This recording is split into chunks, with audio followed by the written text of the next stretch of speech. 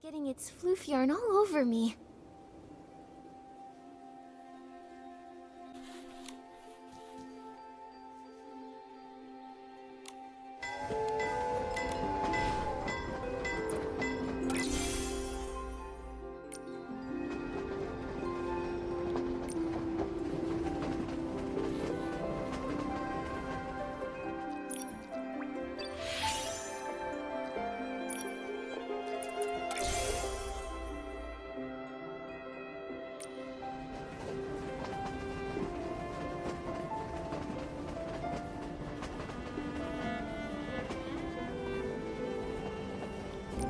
The wind is picking up.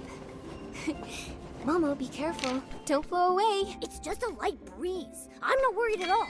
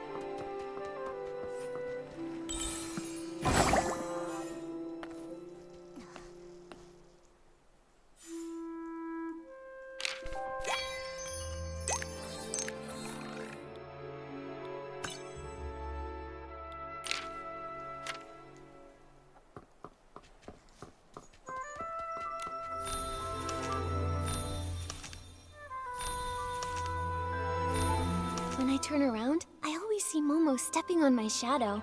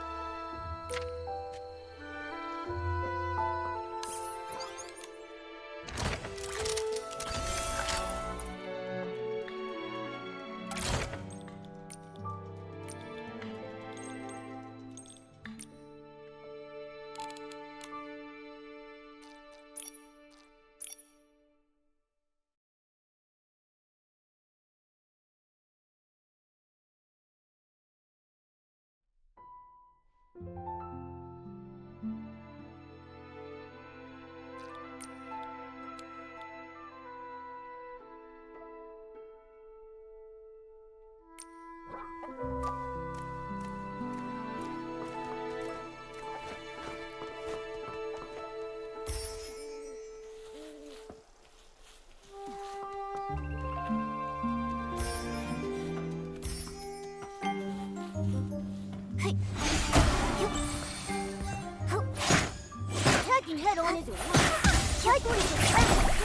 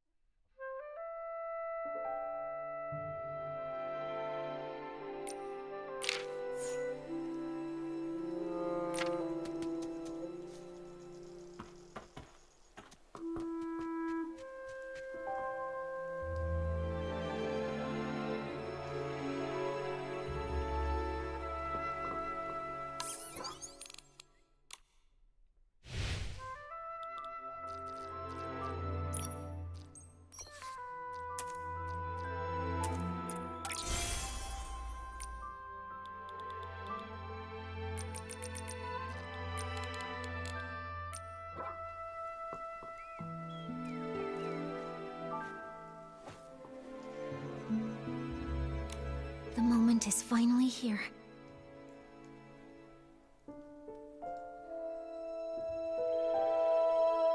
Don't worry, Leora. Gordon just reinforced my buttons for me, so I'm feeling super strong. With one punch, I'll make that thief's seams burst wide open. How's everyone doing? Have all the staff inside of the Ripple wine cellar been evacuated to safety? Yes, it's already been cleared out. They said they saw a PC escape through the side door of the Ripple wine cellar. The layout of that production track is very complex, so we must be extra careful. No time to waste. Leave the pursuit of the Threadstar remnants to me. Nikki, I'm coming with you. You shouldn't face Threadstar's evil alone. I'm in too! And I'll stay here and guard. If that brat tries to make a break for it, they'll get a face full of fist!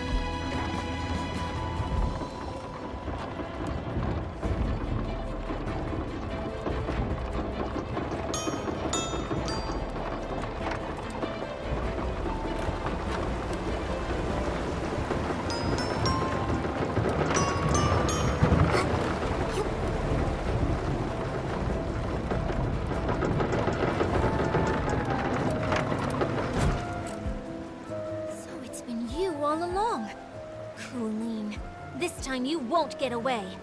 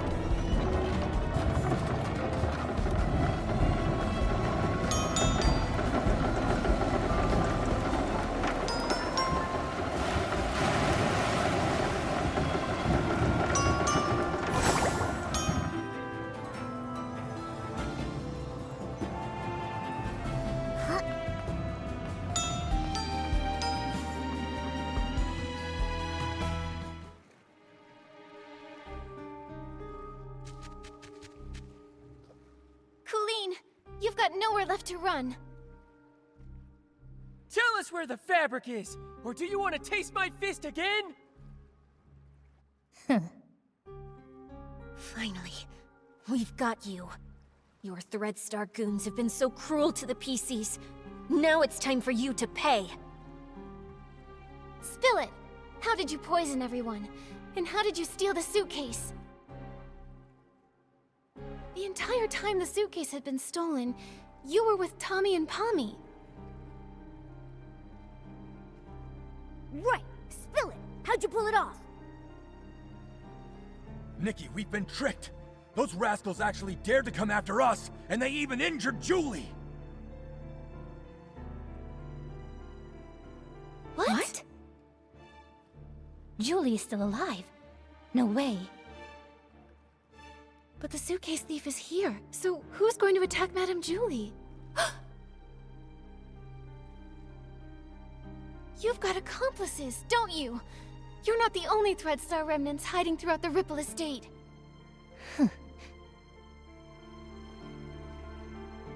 Please don't panic. Madame Julie's only injured. Let's get back to the village. As for you and your accomplice, shh, shh. Neither of you are getting away.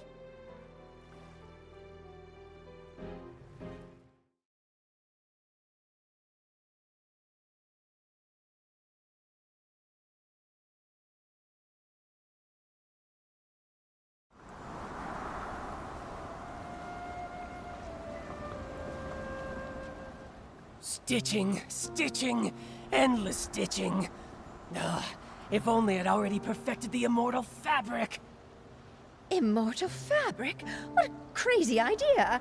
I like it, but I don't think I'll be needing it. This little wound won't leave a single stitch mark. Julie! Madame Julie, are you all right? Do not worry, my dear. If you ask where I was hurting the most, I would have to say not being able to use the strongest detergent for a while was truly heartbreaking. You always make it sound so easy. What exactly happened? Who did this? I'd have to say I was pretty lucky, if it weren't for my friend over there. Her again. Madame Julie, are you saying that she attacked you? She saved my life, dear. Earlier, a swarm of Esslings suddenly appeared in the village. Julie said they were after her. She told our leader to protect the others, then drove the Esslings away. Then, there was some sudden commotion that shook the windows open. I quickly floated over and saw Julie injured, with this PC lying beside her. Even I couldn't see exactly what happened. Luckily, she was fast and agile. She suddenly darted out from nowhere and pushed me out of the way. Thank you very much, my dear friend. She actually saved Madame Julie. We never even got the chance to speak with her properly. Who is she really? And what is she trying to do? Gordon, is she badly hurt? Can you fix her? Of course, thanks to Julie's Florigel cloth, but... Nikki, I think she wants to say something. Chase them! Hello? What do you mean? Who are you chasing? Don't worry, take your time. You're safe here. Leah. Leah? Leora, could it be that she suddenly leapt at you because she sensed Leah's presence? But how would she even know Leah? Could it be? Small flower braids in rose. The dreaming child with secrets glows. Wind blows soft on the ridge, sending our sorrows off the bridge. Leah. She seems calmer now. I'll try playing this lullaby on the violin. Hopefully, she can rest peacefully in the music and dream without any pain.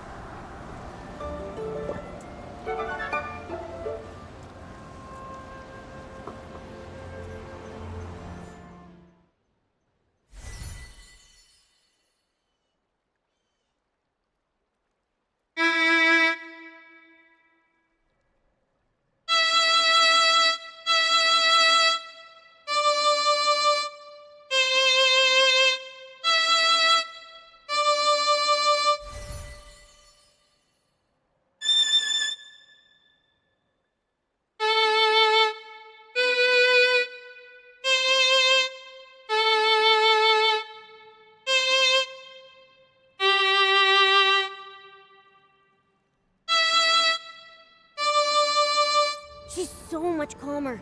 That's wonderful. Nikki, she's sleeping soundly. Gordon can start examining and repairing her now.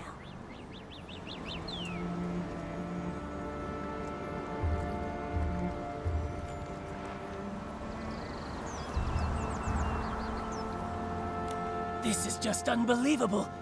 Even I never thought something like this could happen. What is it? Did you discover something?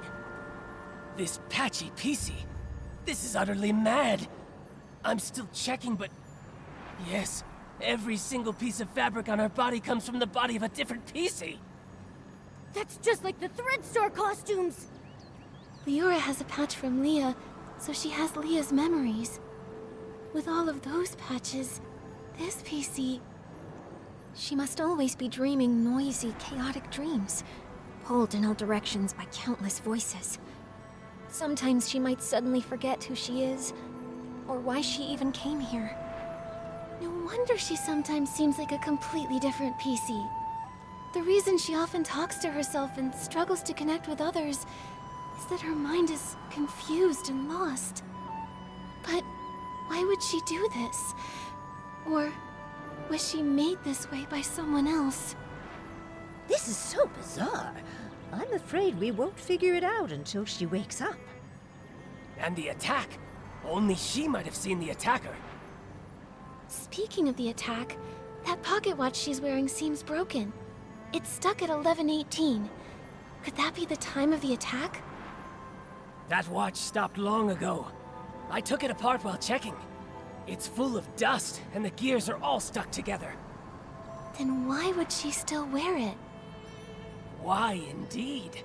I'll try removing all her patches so there'll be fewer voices inside her. Then you can talk to her original self without all the noise.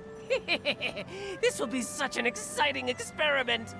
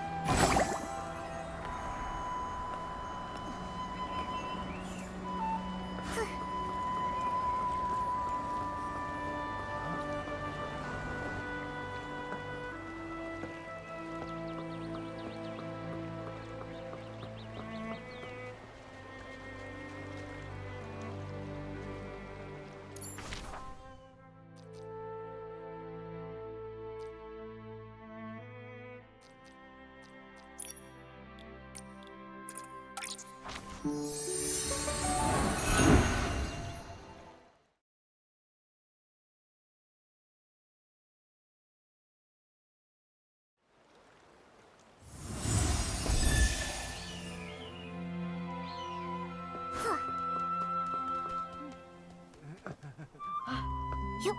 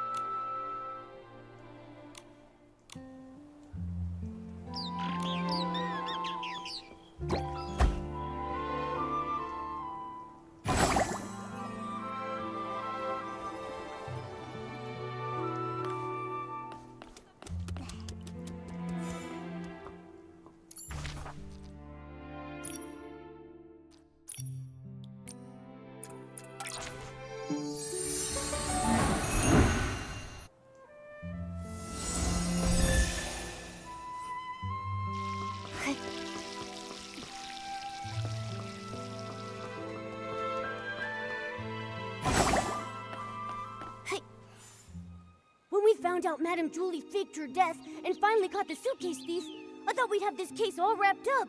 I didn't expect another PC would try to assassinate Madame Julie. Luckily, that mysterious Patchy PC was there, or things could have gone really wrong. Yeah. Even though we still don't know who she really is, or why she's doing all this, we definitely owe her our thanks. To be honest, with everything going on, I'm feeling pretty confused right now. Detective Nikki, do you have any new ideas?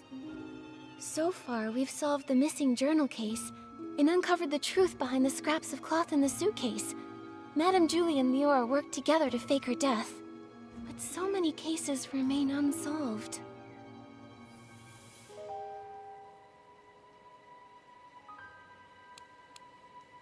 If it weren't for Madame Julie and Leora stepping in, we would have never known that all of this connects back to the Thread Star from hundreds of years ago. Using PCs to... It's too cruel. I can barely say it out loud. Such a heartless company. Even though the Kingdom Guard's Operation Starstrike was a huge success, Thread Star somehow rose again. Not only cruel, but also cunning. They're preparing the Golden Vision. Maybe it's connected to Madame Julie's assassination. And there's more. We never managed to catch who poisoned the Dawn's first light detergent. But now the evidence might be pointing to Colleen being the culprit. She's the owner of the detergent bar, right? Hasn't she been researching the detergent industry at the Ripple Estate? She probably figured out the secret formula for Super Duper Palmed a while ago with all that digging. And since she knows more about detergents than most PCs, this poisoning method wouldn't be hard for her. And there's more. We tracked the suitcase and ended up at Colleen, but she didn't actually steal the suitcase. The real thief is probably an accomplice of hers who's still hiding in the shadows. Look at her, with that top hat and bow tie. I thought she was just a cold but decent PC. Turns out she's a major troublemaker. Luckily, with Gordon's reagent and help from Leora and Raggy, we managed to trap her. Otherwise, she would have run off with the suitcase into the abandoned district. Why is she so desperate to move the fabric inside? What's her goal? At least we caught Colleen, found out she's part of Threadstar's remnants, and know she definitely has an accomplice. They're the ones who attacked Madame Julie. She needed help to pull off the suitcase theft. Her alibi back then was just a trick.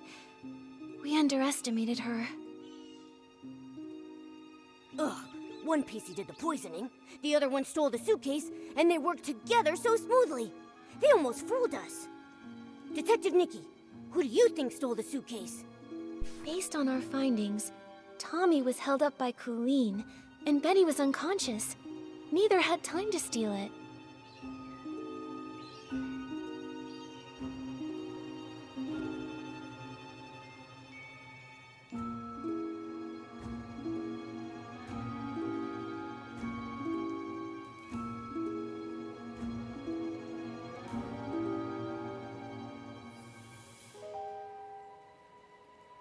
Leora is Madame Julie's friend. She wouldn't steal it. And Mr. Leon had hallucinations near the scene and had multiple eyewitnesses confirm his innocence. So no suspects there either.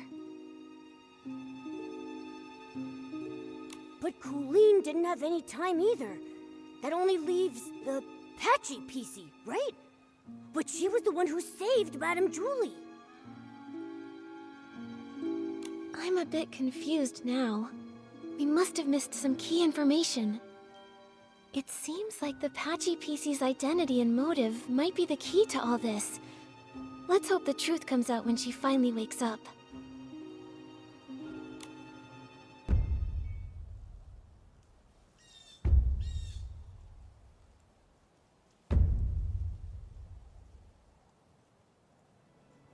Wonder how the Patchy PC's doing. Nikki, let's head to Prosperville to check.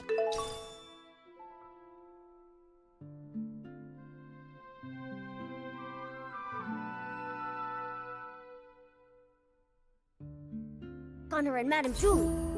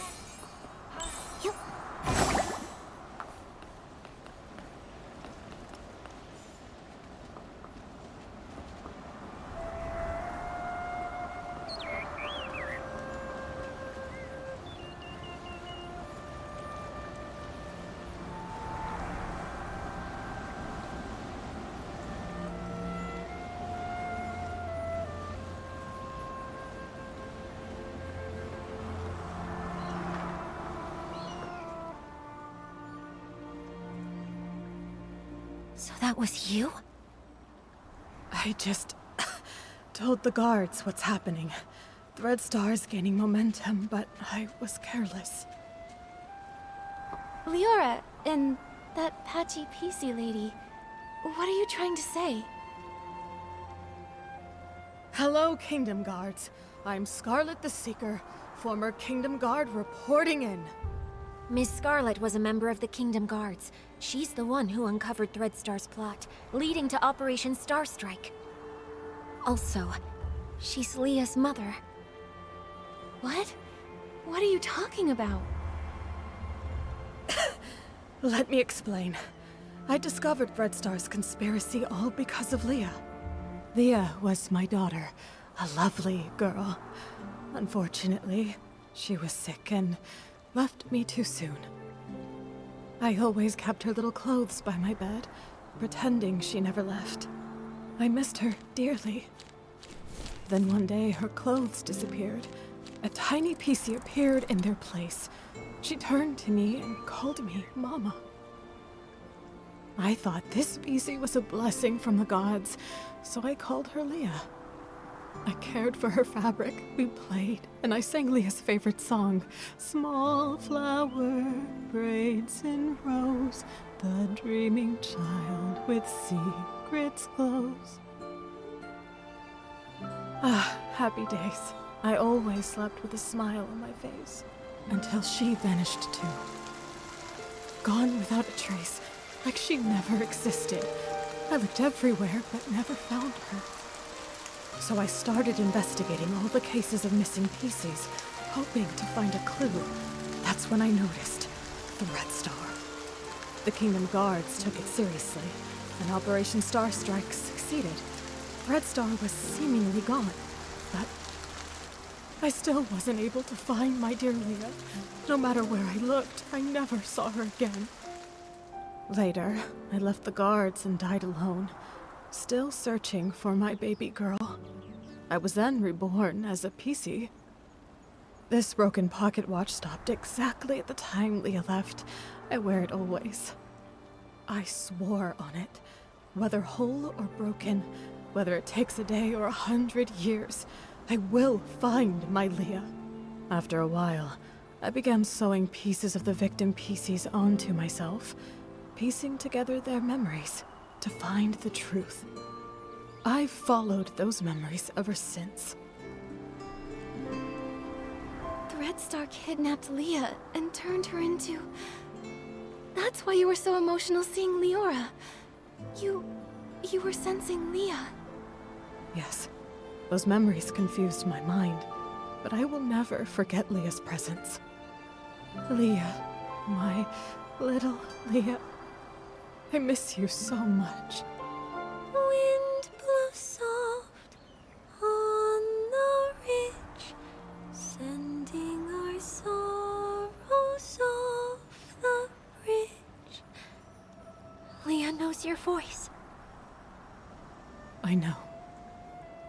I followed Benny here because I suspected that over the decades, he's been helping Threadstar pick kidnapping targets. Wait, so you think Benny is a member of Threadstar? That's why you attacked him? Attack? I did chase him, but I didn't succeed. How come? What a liar. Benny wasn't at the fermentation zone his first day at the estate. I found him there, but that was early on the second morning. Wait, that's the day after the first poisoning case. A whole entire day after Benny claimed he was attacked. His first day hiding in the estate, I couldn't follow him inside. The next day, I followed him to the fermentation zone, trying to catch him. I was distracted by a noise, probably one of his accomplices. He escaped, and I wasn't able to attack him. The so-called attack was just a setup. I understand now. We need to catch Benny quickly. Don't worry. Gordon asked Jenny to keep him locked up. Both he and Colleen have already been detained. Unfortunately, the PC who attacked Julie used some forbidden power to strike from a distance. I didn't see them, so I can't be sure if it was Benny. That's okay. You get some rest. I'll take it from here. I'm heading back to Ripple Estate to have a talk with them.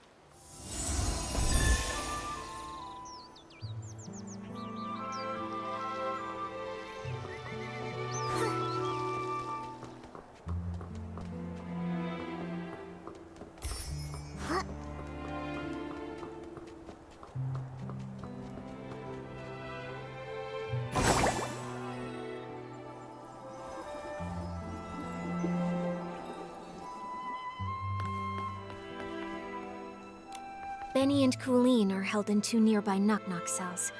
It also looks like the others found these shredded fabrics on Colleen, but she won't explain why she stole the suitcase.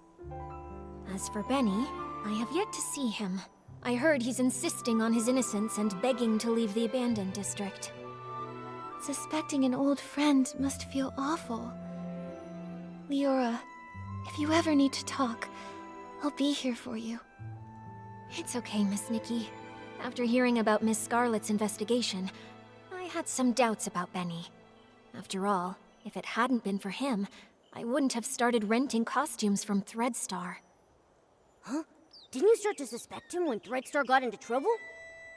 Threadstar was popular then, and their custom stage costumes were in high demand.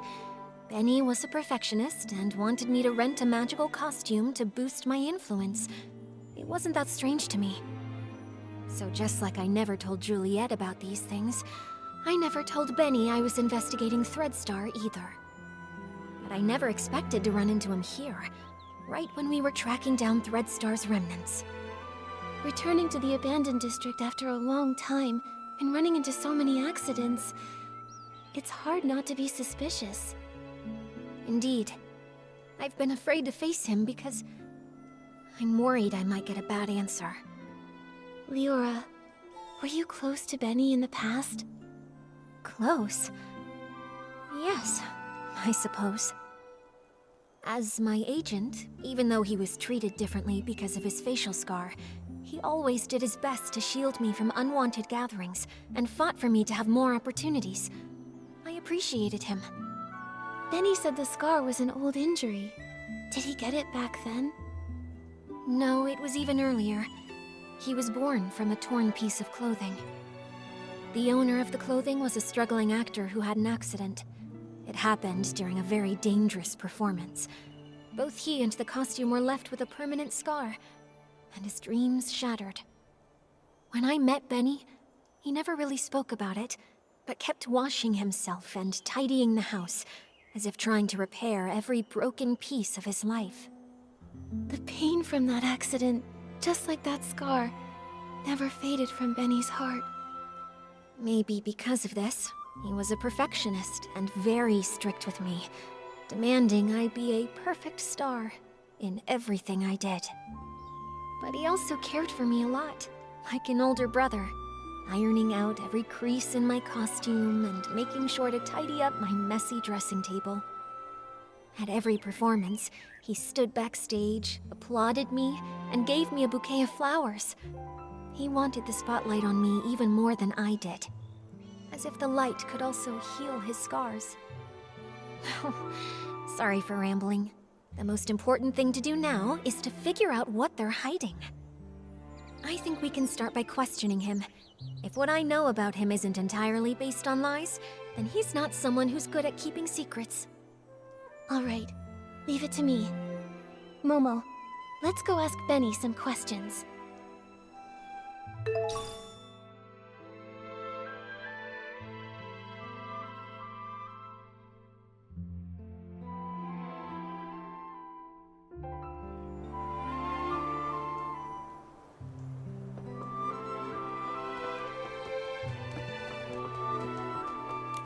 You again?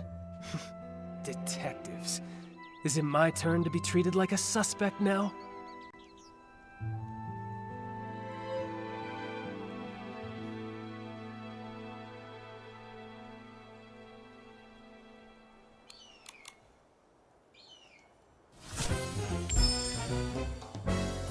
This is just a routine inquiry in the investigation, Benny.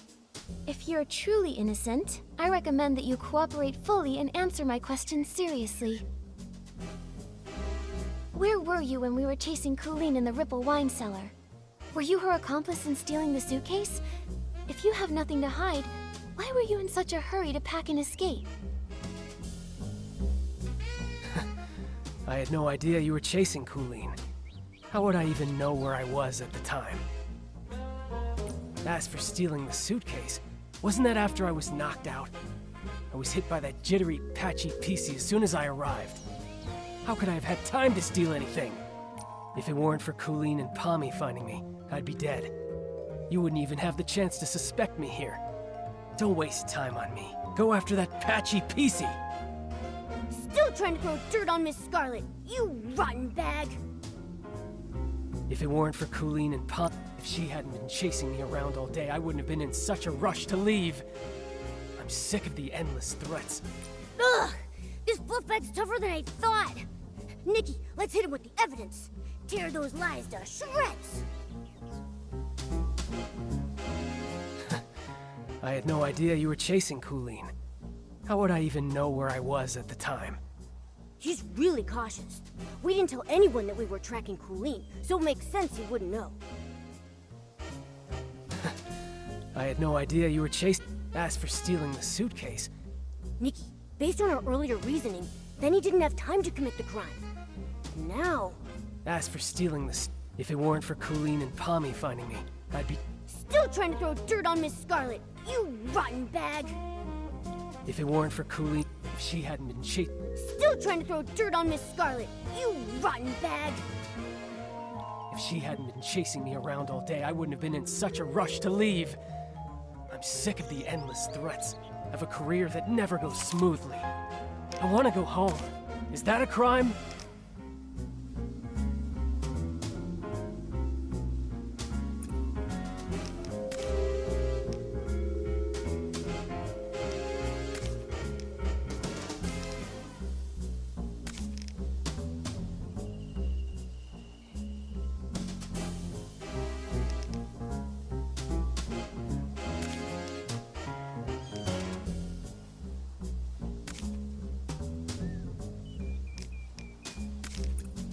Why are you showing me this? Sure, I'm not successful in my career, but I don't take on just anything that comes along. Let me out of here! If she hadn't been chasing me around all day, I wouldn't have been in such a rush to leave.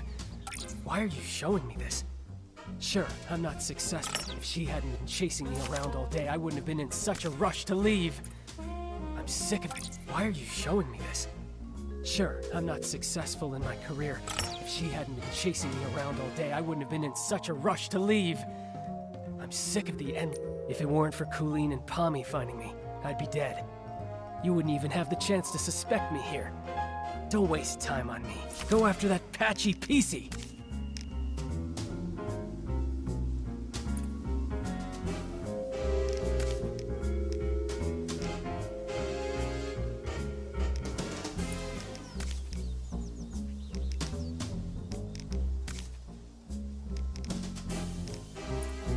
Why are you showing me this?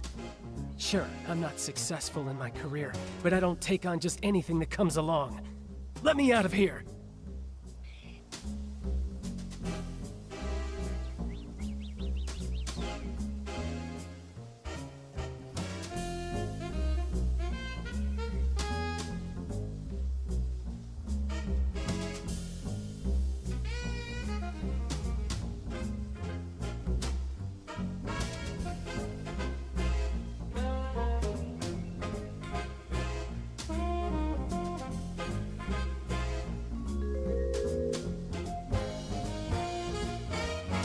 If it weren't for Colleen and Pommy, as for stealing the suitcase, wasn't that after I was knocked out? I was hit by that jittery, patchy PC as soon as I arrived. How could I have had time to steal anything?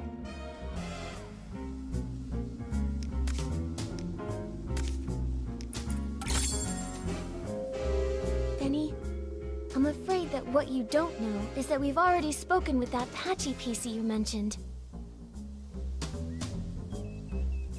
What? That's impossible. That thing can't even form a complete sentence.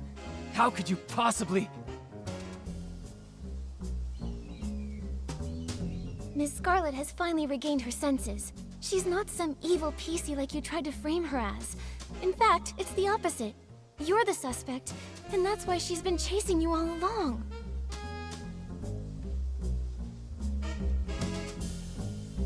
According to her testimony, your alibi doesn't hold up.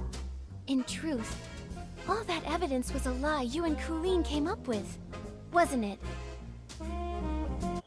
If I deduced correctly, your arrival time in the abandoned district is accurate.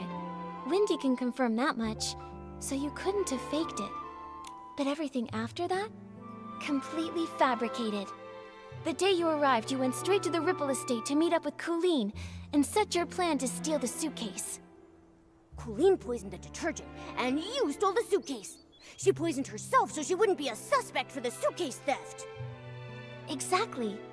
After stealing it, you left the estate and met with Colleen in the fermentation zone. She always said she had a habit of doing her research at night. But once you left the estate grounds, Ms. Scarlet spotted you again. Thanks to Colleen's help, you managed to escape. After that, the two of you chose to stage a fake attack scene to frame Ms. Scarlet. That way, everyone at the estate would be on guard against her. She couldn't keep following you in the estate, and you had your unconscious all day alibi. Now I get it. Even though Colleen and Pommy found you together the day before, the only one who claimed to have seen you unconscious there was Colleen herself. In reality, you never went to the fermentation zone that first day. Colleen brought Pommy to find you on purpose, making her testimony seem credible. That's quite a clever conclusion. But sorry, I'm just a failed talent scout. I don't get all the twists of this case, and I'm not interested in your detective games. I have no idea why that lunatic PC suddenly started spouting all this. The only thing I know is that she kept chasing and attacking me, and caused me a lot of trouble. If you insist on believing that maniac and refuse to believe me, well then, I've got nothing more to say. Suit yourselves. What do we do, Nikki? He still won't confess. If he keeps insisting Miss Scarlet is lying, we can't really prove otherwise. I would rather believe Ms. Scarlet's testimony, but with both sides telling a different story, we can't use this as evidence to convince Benny. Let's talk to Colleen again. If we can prove she gave Benny false testimony, we can completely shatter their lies.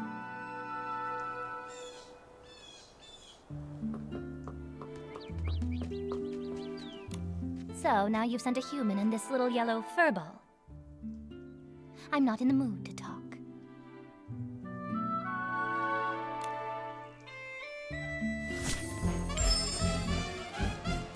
Colleen, refusing to talk won't help.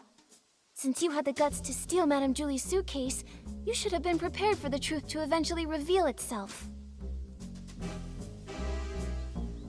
Since things have progressed this far, you might as well cooperate and tell us your reasoning for stealing the suitcase.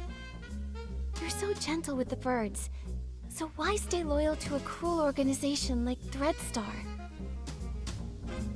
Steal a suitcase? Nonsense. You were chasing me so fiercely that I got scared and hid for my own safety, that's all.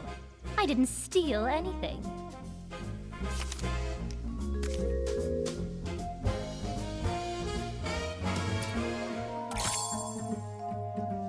Those scraps were found in your possession. Still going to deny it? Just some cloth scraps.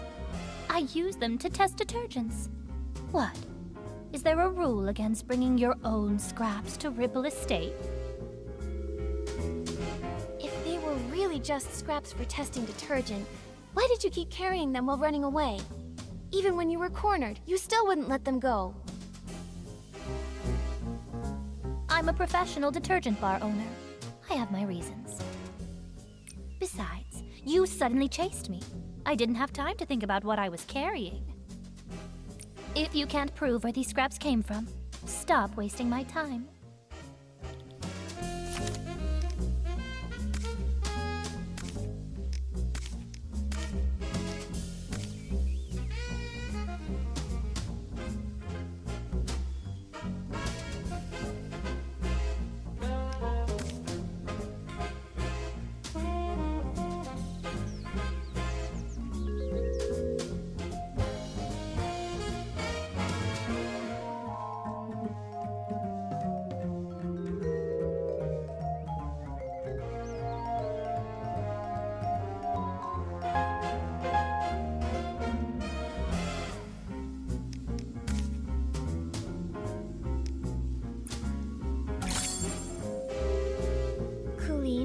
Does this piece look familiar?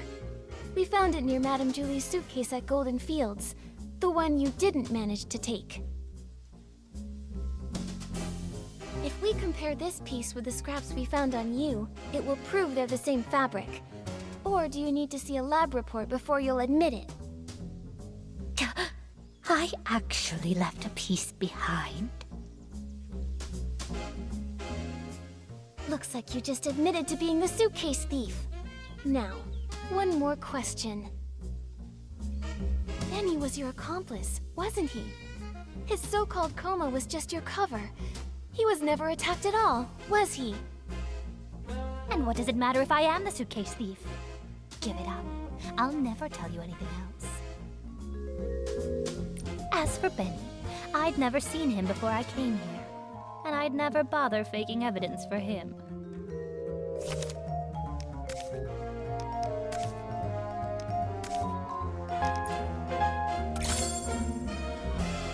Benny's notes say he often visits the Nightshade Lounge, the very one you own, Colleen. He even pays monthly tabs. A hands-on bar owner that goes as far as to personally test detergents, and even carries around test fabric scraps just in case. And yet you claim to never have met someone who's obviously a regular customer of theirs. What a liar!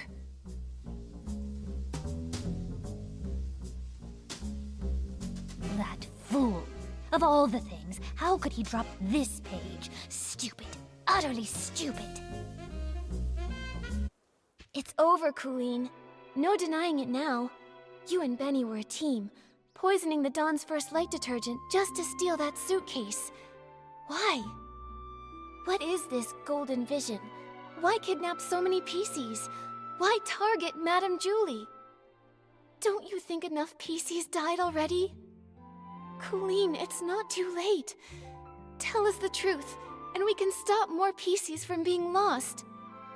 Fine, I do know Benny. But just like you said, it's nothing more than a bar owner and a regular. I'd never risk faking evidence for a customer. And even if he came fairly often, I never liked that man. What a pretentious fool.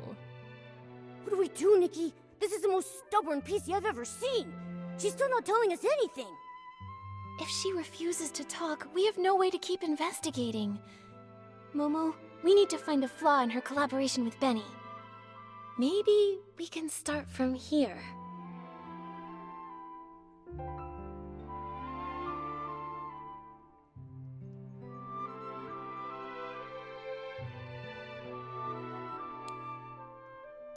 Could Benny's journal page reveal more clues? We need to prove that his connection with Colleen goes beyond just a bar owner and a customer. But we only have this single page, and it's all about Benny's work. There's nothing that shows any link to Colleen.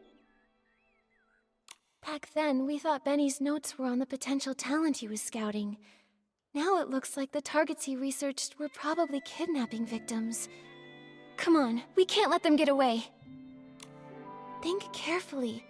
How are we going to prove that the story about being attacked and discovered was actually a planned false testimony? I've got it! Colleen, could you please describe the state you found Benny in for us? If you are both telling the truth about what happened, both of your stories should match perfectly, right? Didn't I already explain when I brought that PC back? Oh, you know I hate repeating myself. I don't just want the broad story, I need the details. For example, what was the weather like that day? What scent of detergent did the fermentation zone smell like? And what condition was Benny in? Come on, Colleen. Answer these few questions and I won't bother you anymore. Fine. That early morning, actually, the very morning of the Dawn's First Light chaos, I went to check the fermentation zone and saw a buttonfoot and a white glove coming from the wooden barrel house. The weather was just normal. The air carried the scent of aroma lily, which gave me a headache. As for Benny, I thought he was just a worker resting, so I didn't pay much attention. I had no idea it was him. Then the next day, you brought Pommy with you, and he was still there. Pommy checked, and that's when you realized it was Benny, knocked out from the attack? Correct. But you already know that, don't you? The morning after the poisoning incident, the weather was fine, and the air smelled of flight fruit. He was lying in the exact same spot, still unconscious. Just one blow to the back of the head, and he is out that long. How pathetic. Now, is that enough? Don't bother me anymore.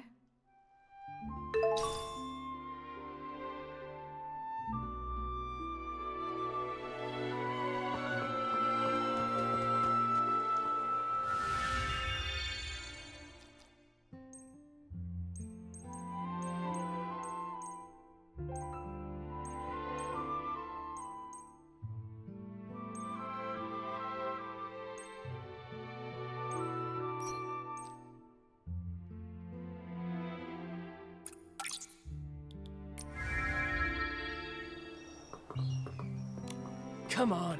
Is this ever going to end? I want to go home, you hear me? Home!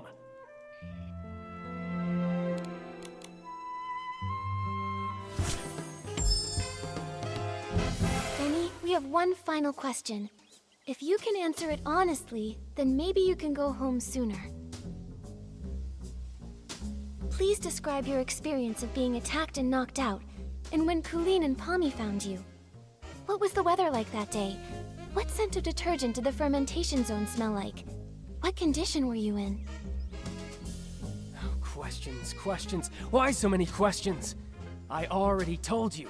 I arrived that very morning when the Dawn's first light incident happened. It was still dark when I reached the estate. I got lost for a while before I found the fermentation zone, and then ran into that sneaky PC. As for the weather, it was pitch dark. Who knows what the weather was like? The scent? Probably something like wool fruit. I was really tired at the time. I just wanted to ask for directions.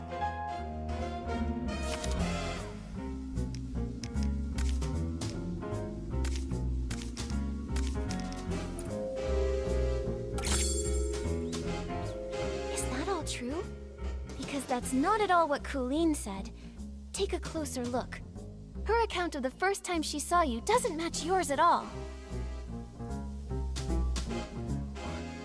What? It should match. I was just lying there unconscious and...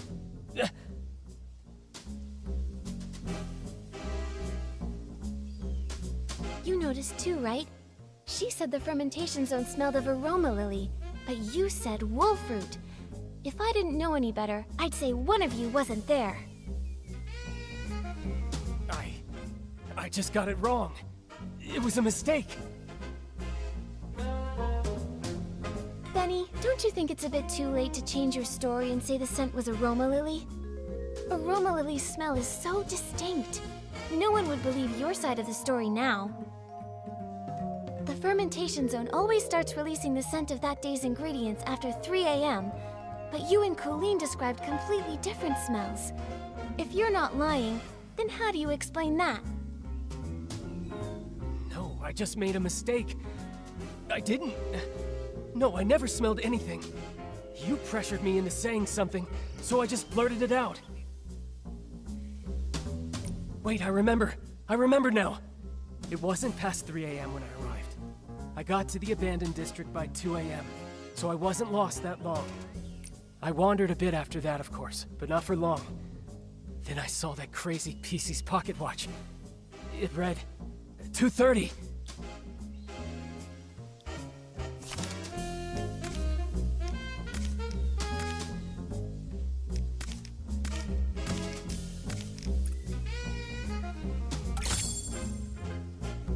You made a huge mistake, Benny.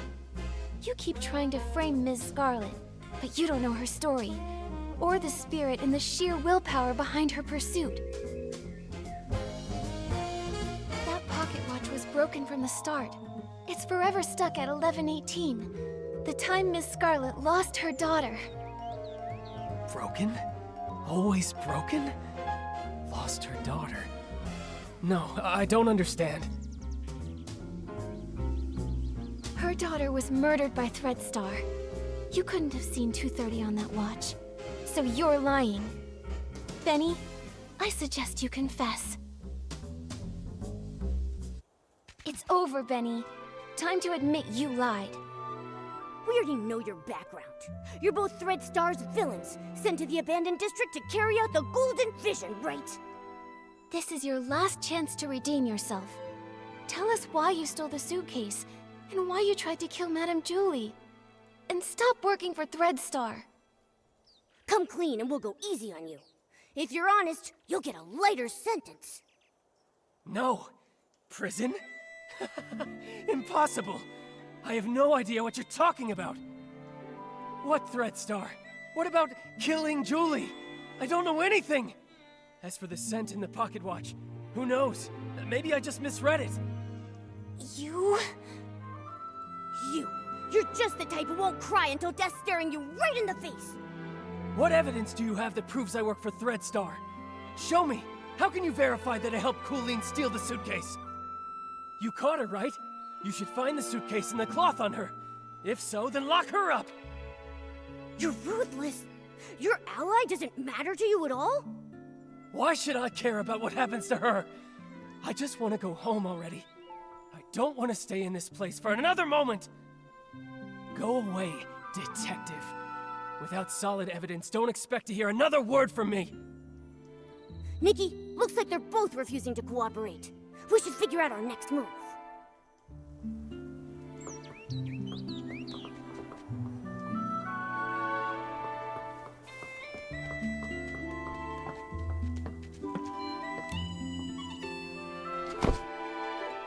Phew. These two are hard to deal with. They're starting to crack, but they still won't confess. Don't lose hope, Momo. At least we know they're partners now. Benny's so-called attack probably aligns with my theory. It's just a story they made up. Threadstar must have sent a few members to the abandoned district to carry out the Golden Vision. Well, what exactly is the Golden Vision? And why would they want to hurt Madame Julie so badly? What should we do now, Detective Nikki? Their lips are totally zipped. Not even a hint. How are we supposed to piece the story together when we have no clues at all? Hold on. Like I've said before, no matter how perfect a crime seems, if you look closely enough, cracks will always show. Bad seeds only grow bad fruit. I doubt that we're going to get any more information from Colleen. She would rather confess to stealing the suitcase and accept being punished than tell us what really happened.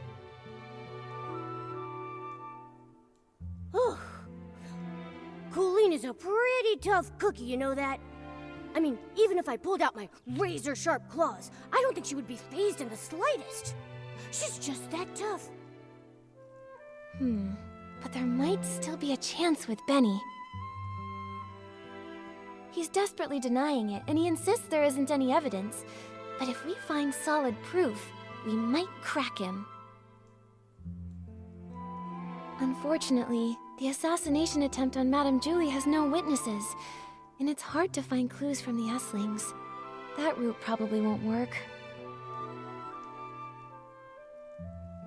Should we start with the missing suitcase case? Yeah. If we can prove that Benny stole the suitcase during all of the detergent poisoning chaos, he won't be able to deny it. And if we can prove Benny's a member of Threadstar, identifying his motive, he probably won't have much of an argument. Makes sense. Detective Nikki, where do you think would be the very best place to start looking for evidence? Your trusty assistant Momo is here and ready to go whenever you need me. Just point me in the right direction and I'll get on it right away. Whether it's Threadstar or Benny, the PCs in the abandoned district might not be familiar with them. We'll probably find clues asking guests from Sichia. How about we start by talking to...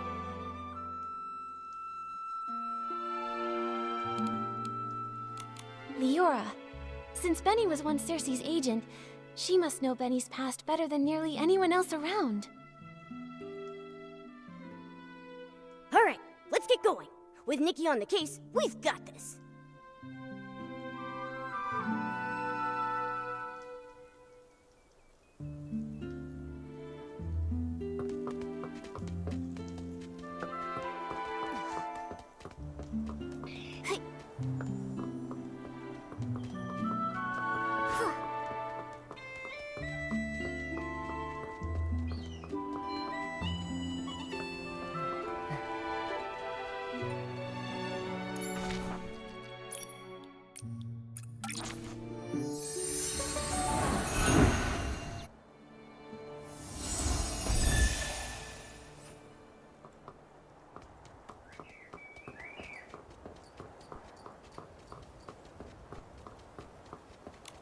But I don't know which of the seeds will bloom, who will be the sorceress to get through the storm. There's only one seed for a life. That's from As Rain Falls, As Flowers Bloom, right? It feels so different from what Madame Julie recited. That line only appeared in the premiere. I rewrote it later on. Benny really liked it. Back then, I always liked to oppose things he liked on purpose. After all, he could be pretty harsh. When I first arrived in Sichia, I felt like a bird finally flying far away. But Benny said little birds are light. Sometimes it's not that they flew far, but that the wind blew them away. Wow, that was pretty mean. He's always been stubborn. How is the interrogation going? We managed to expose Benny and Cooline's lies, and even piece together how they teamed up. It's too bad. Without concrete evidence, they just keep denying everything. Leora, do you recall there being any connection between Benny and Threadstar? Back then, I was so focused on researching performance costumes that I distanced myself from almost everyone. After becoming a PC, I never saw him again. However, back when Mr. Leon was still human, he often rented costumes from him. I even saw the two of them discussing the details backstage before my last performance. And Mr. Leon has always lived in Sichia. As a victim, he must remember the news when Threadstar was taken down. Makes sense. Knowing him, he'd definitely jump at the chance to be interviewed and go on and on about how he was the victim. Thank you, Leora. Sorry to trouble you with these questions. It's okay. I've asked myself over and over, if Benny is a criminal, I won't let him off. Otherwise, how could I face the strict lessons he taught me? When I was helping prepare for the Ripple Estate soiree stage, I heard that Mr. Leon was planning to rehearse near Beryl Grove today. You might see him over there. Nikki, what should we do next? I want to ask Tommy first. If it's about Threadstar, maybe he knows something. Makes sense. Let's go find Tommy first.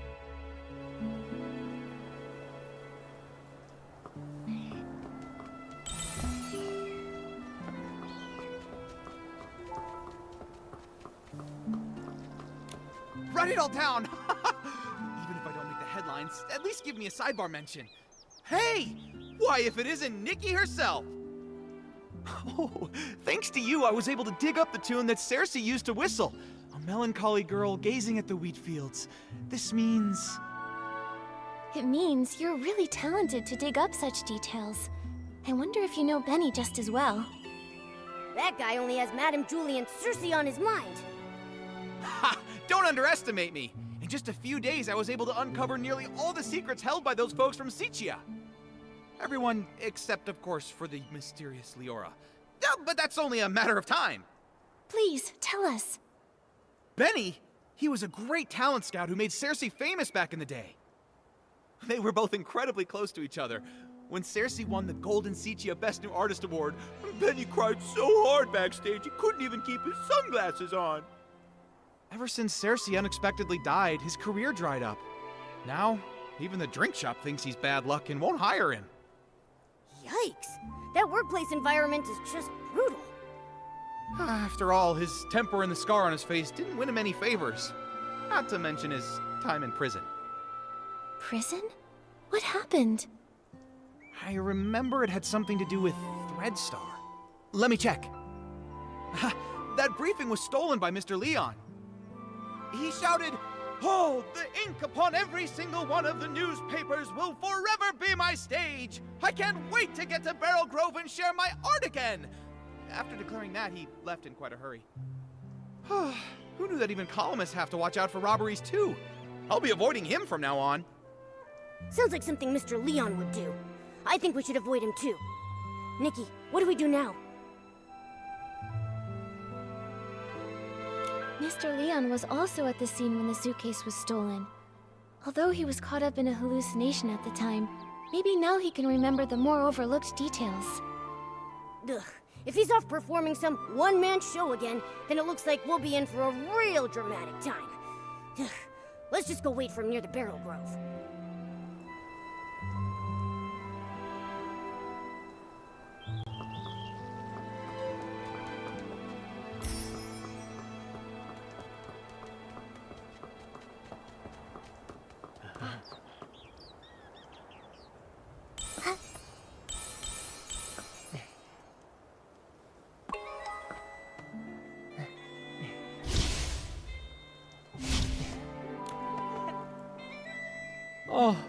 This world is even sadder than the drapes at the Backwater Theater.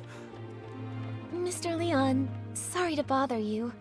Did you see Benny before or after the poisoning that day? Benny? No, I didn't see him. Why? Do you think he was the one who stole the suitcase? He doesn't honestly think that a few scraps of cloth will cover that broken face of his and hide his shameful past, does he? You seem to know Benny's past well. Of course! It all starts with my own glorious yet lonely past.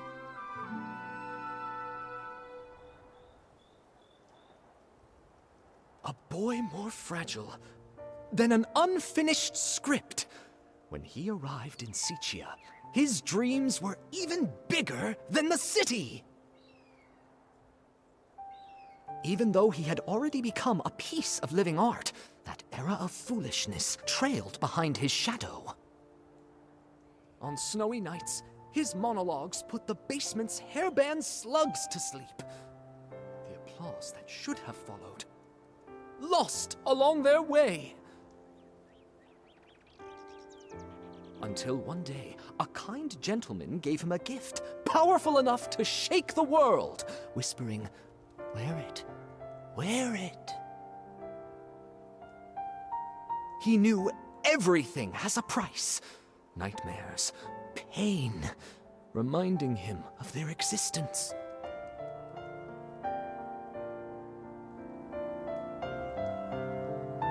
He went back to perform the full submission again and again in hopes to awakening this ignorant era. But he fell, forever left upon the platform leading to his dreams. Could that man be from Threadstar? Ugh. So they used everyone's dreams and it cost your life. But, what does this have to do with Benny? Dear audience, don't be like those who know nothing of art, ready to tear away fate's every secret. Intermission time! Shall we have a little preview of Act 2? Look at you, such furious faces. Surely you've seen through the gods' twisted little trick. Such pitiful jealousy, too afraid to let the true starlight fall upon me.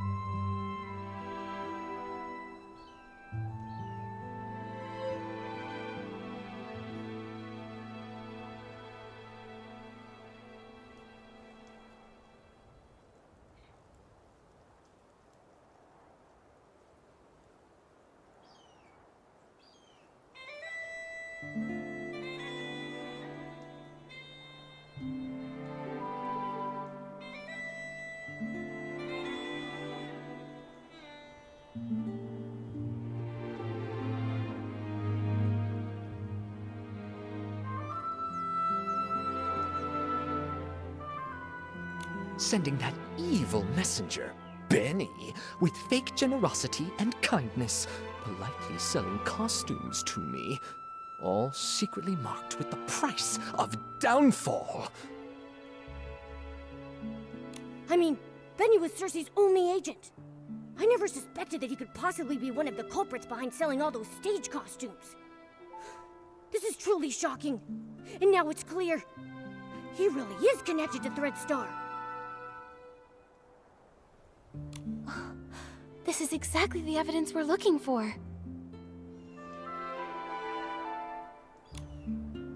Mr. Leon, thank you for your help. I never expected that you too were hurt by Threadstar and never got to perform your solo show. It's fine, it's fine. Every step on stage I make now is rehearsal, all in preparation for the full submission. Just wait and see. The boy who fell on the platform will be back, carrying all the scripts rejected to expose this fake world. Nikki, Can we finally take down Benny now? Let's expose Threadstar's whole scheme and reveal the truth behind everything they've been hiding. This suggests a link between Benny and Threadstar, but we'll still need solid proof that he's the one who stole the suitcase if we want to expose his secrets. But no one suspected Benny when we investigated the suitcase theft case before. Where do you think we should start digging from here? Miss Nikki. There were plenty of audience members obediently seated under the stage that day. Why not go ask them? You mean... Oh, right! We questioned Squeaky and Belford, but we got caught up with running around. We haven't even interviewed Leora yet. Maybe she'll link Benny to stealing the suitcase. Then what are we waiting for? Come on, let's find Leora and ask her.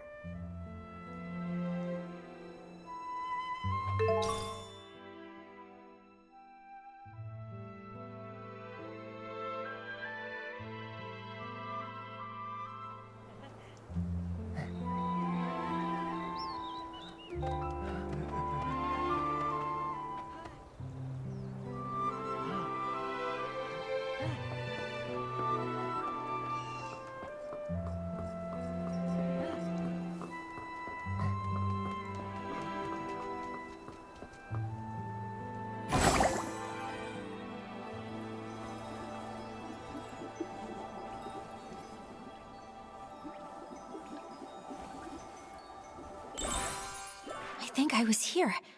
And then... Leora, are you recalling what happened the day the suitcase was stolen? Miss Nikki, yes. While you were all busy with the questioning, I just stood by doing nothing. I felt so ashamed. I thought that if I could recall some overlooked details, maybe I could help. That's fine. In fact, we were thinking the same thing. We came to hear more about that day in detail. Of course.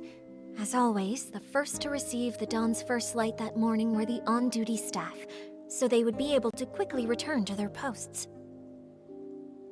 After I applied it and was about to head back, I noticed some staff were already showing symptoms. I had a bad feeling, so I ran here, hoping to meet Gordon. When I arrived, I saw Squeaky pressing juice there. She's usually really energetic, but at that moment she seemed unusually agitated. If you say so, it really sounds like she must have already been hallucinating back then. She was talking about flying fruits, runaway bags, all sorts of impossible things. At the same time, I saw Belford approaching. He carried a bunch of detergents, but was already unsteady. It sounds like Belford was about to hallucinate too. I wanted to help him, but I quickly started to feel dizzy myself, stumbling and bumping into him. Lots of detergent spilled. The smell was strong. Oh, this must be the fragrant fireworks Belford told us about. What then? And I started hallucinating too. I can only remember some fragments. A yellow bulkhead with 2 blue-purple horns, wearing a blue-purple jewel on his neck. Well, I thought the bulkhead might charge. While dodging it, I bumped into a sack, and I think I may have cracked it. Do you think that bulkhead could be Belford? I remember his yellow hat having 2 blue-purple patterns. Just a thought. That's a possibility. Then suddenly I heard a loud shout ring out. You'd rather have perfect wheat fields than accept the Barasant I bring! Something like that. That has to be Mr. Leon. I think your version of this line is better than his original. That was him. I was startled then. I saw the bulkhead run away, felt danger was coming, and left quickly. It looks to me like both you and Squeaky were scared off by Mr. Leon's shout. When I came to my senses, I was at a remote water spot, soaked through. and there was no one nearby. So that's what happened. We met the other witnesses Leora mentioned to us, but I can't shake the feeling that something is off. There should have been one more PC there, the thief. They couldn't have disappeared without a trace. But what exactly feels wrong? Don't rush things, Miss Nikki. Maybe we can simulate an interrogation. Treat me like a suspect, find any inconsistencies in my story. Maybe the truth is hiding in plain sight. Great idea! We should get started.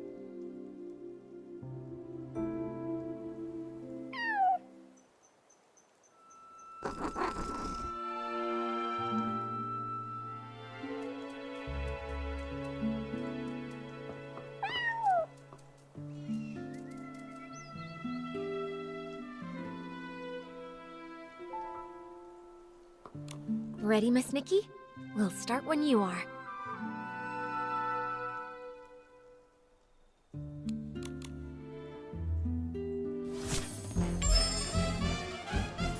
Leora, could you please describe again what happened nearby that day?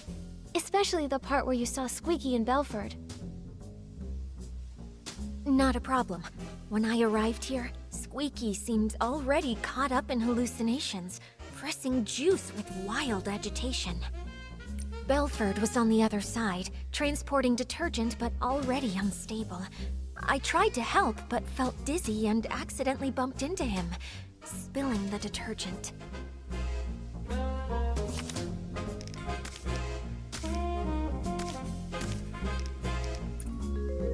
It seems consistent with my description.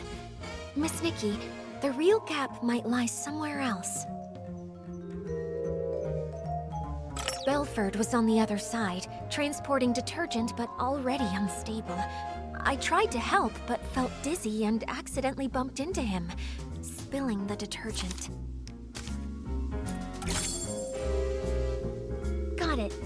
Leora testified that she bumped into Belford and accidentally spilled detergent all over the place. Since both of the hallucinating PCs left after that happened, there's no way they could have neatly arranged the detergents found in the corner. But last time we investigated here, we saw lots of organized detergent bottles near where they bumped into each other. Someone stood the bottles back up, and that PC who did so is very likely the culprit. Miss Nikki, please let me examine these bottles. This one's scent. It's Benny. Why do you think it's Benny?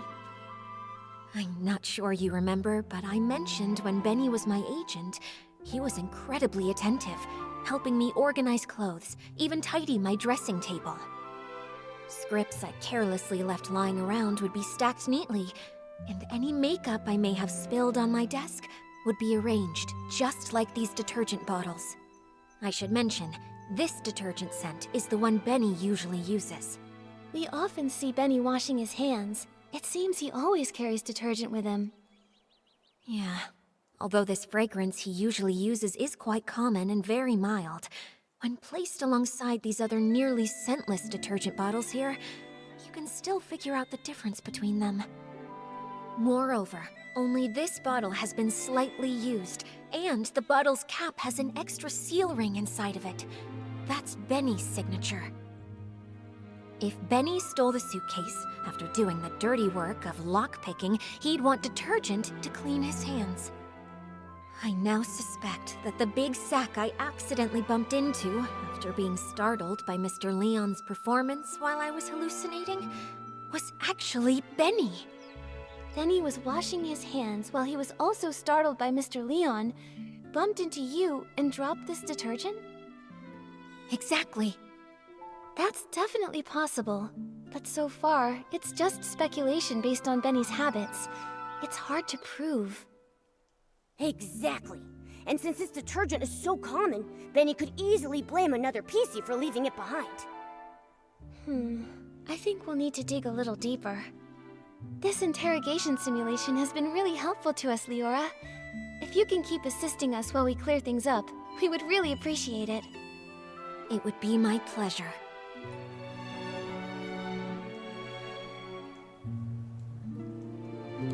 Ready, Miss Nikki?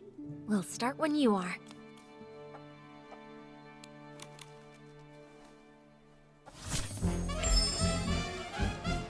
If this bottle of detergent with a different scent really was dropped by Benny... Oh, I see. In that case, there's still one suspicious detail. When Benny was looking for the detergent that he had dropped, he tidied up the spilled bottles by force of habit. But if he had the time and energy to do that, how could he have not taken the detergent he actually dropped? Indeed. In his case, not having detergent is probably as bad as not wearing clothes. I think maybe he did take a bottle of detergent, just the wrong one. Miss Nikki, what do you think?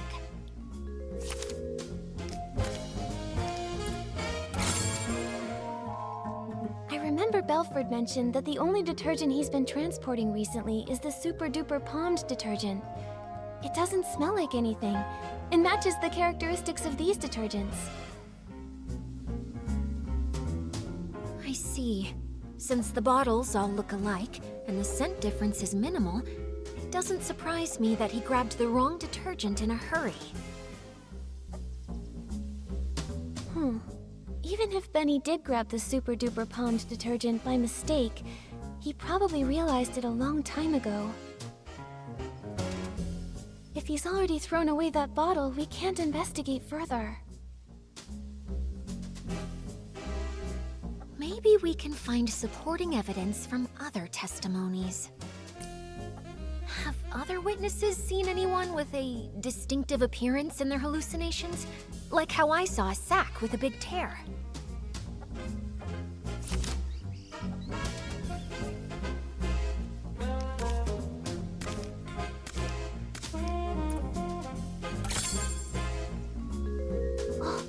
Squeaky said she saw a big sack split open after being scared by another noisy sack. Maybe what she actually saw was Benny, who got a big shock from Mr. Leon. That's definitely possible. Looks like I'm not the only one who saw a hallucination resembling Benny. So the truth has been right in front of us all along. We just didn't see it. Great! Now we have both the detergent he dropped and the descriptions mentioned in everyone's testimony. Nikki, can we go interrogate Benny now? I'm still a bit worried. Will these ambiguous pieces of evidence really make him confess? I also feel something's missing. From what I understand of Benny, the more stressful the situation, the more eloquent he gets.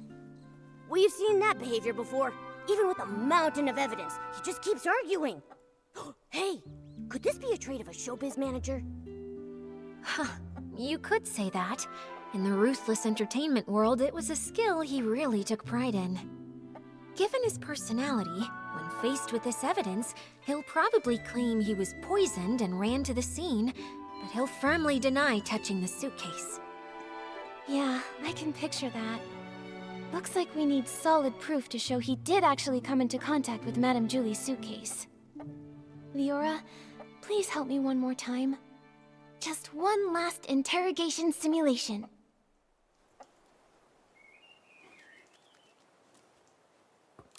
Ready, Miss Nikki? Look.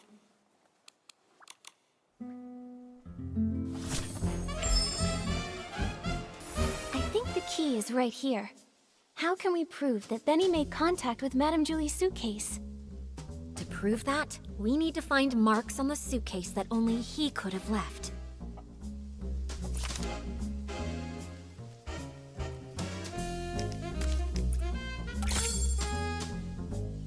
Madame Julie's suitcase is covered in dirt and scuff marks. If Madame Julie saw it, she'd be upset for sure. But she carefully picked the fabric for this suitcase.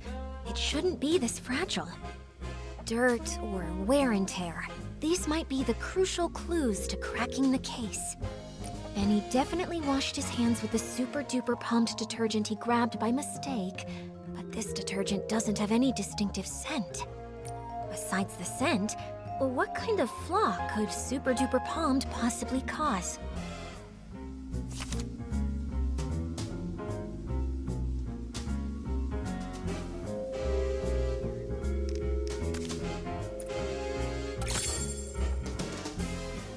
once told us that Super Duper Pommed can amplify the effects of other types of detergent. So powerful that the estate won't even sell it to any outsiders. That's especially true when it's combined with One Breath Bliss and One Wash Fresh detergents. So that's it. Madame Julie's suitcase has always been maintained with One Wash Fresh, and that detergent has deeply soaked into the fabric. That's why Gordon could make a special tracking reagent to help us find the suitcase. But when One Wash Fresh is mixed with Super Duper Pommed, it becomes a detergent with cleaning power that's too strong. The marks on the suitcase aren't from wear, but damage caused by washing. Oh, during the theft, the suitcase was covered in dirt, and Benny washed it with the detergent he had on hand, but the two detergents combined, damaging the fabric. Exactly. It's probably because he realized the fabric was getting damaged that Benny didn't dare keep cleaning. Otherwise, with his obsession for cleanliness, he wouldn't have tolerated so much dirt still on the suitcase. Leora, could you help think this through? With this evidence, is there any way he could still deny it? Considering Super Duper Pommed is not officially sold outside the estate, this evidence is quite conclusive. If he were desperate enough to fight back, maybe he would try to claim the marks were there before the theft?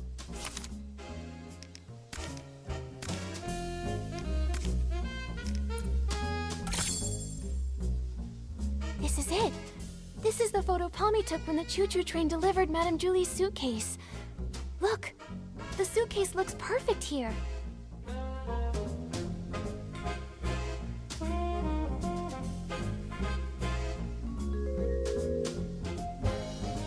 Those obvious wear marks must have appeared after this photo was taken. Miss Nikki! No, Detective Nikki. You did it!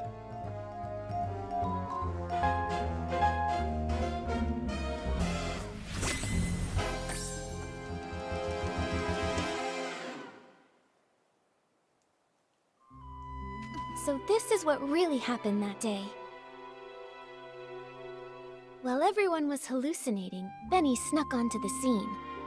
No one knew that a new guest had arrived at that time, except for Colleen. After stealing the suitcase, Benny washed his hands out of habit, using the detergent he'd brought. Then, Mr. Leon shouted his lines, startling all the PCs. Leora knocked over Benny's detergent bottle. When he went to pick it up, he couldn't help but organize the scattered bottles. But he took the wrong detergent, the Super Duper Pommed, the one that Belford was responsible for transporting.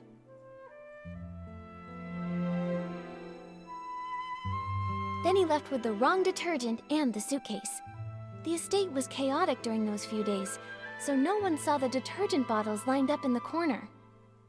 Later, because the suitcase was so dirty, he tried cleaning it, but didn't expect the reaction between Super Duper Pommed and One Wash Fresh already soaked into the fabric would wear the material down. Bad seeds only grow bad fruit. Eventually, he left behind a flaw. Why did he choose this path? He cares deeply about his wounds, yet he joined Threadstar, tearing apart his own kind. Leora, we still don't know how deeply Benny's involved. Let's talk to him first, before we make a call. Yeah. Although he definitely helped steal the suitcase, we haven't found any other clear sign of wrongdoing. The ledger isn't his, and the Golden Vision notes aren't with him either. He already served a century in prison and got hit by his own accomplice. Before we jump to conclusions, decide whether he's truly a bad PC or not, we need to gather all the facts, piece everything together, and see the full story for ourselves. Prison? I guess I didn't know everything about him. Actually... It's fine, Mr. Momo. Thanks for helping uncover the truth. If Benny really is a key member of Threadstar and tried to harm Madame Julie, I'll personally bring him to justice. Even if he's got his reasons. or if he introduced Threadstar to me, even without meaning to. I want to hear it from him directly. Right. Before we find Benny, let's take this suitcase to Alan's for an inspection. With a professional detergent expert's report proving that 2 detergents made these marks, our interrogation will be stronger. All right, let's go. With Nikki and Momo on the case, and Leora helping out too, there's no way we can fail. We're definitely going to catch him.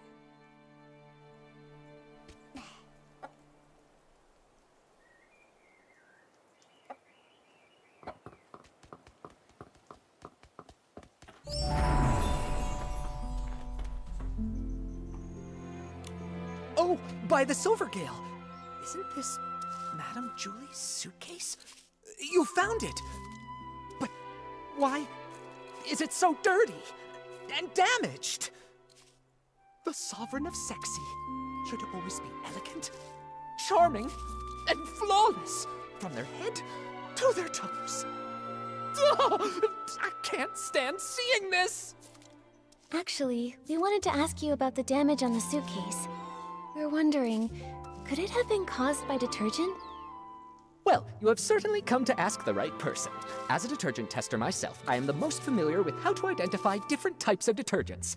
And I am also someone who simply cannot handle when the beauty of this world falls victim to destruction.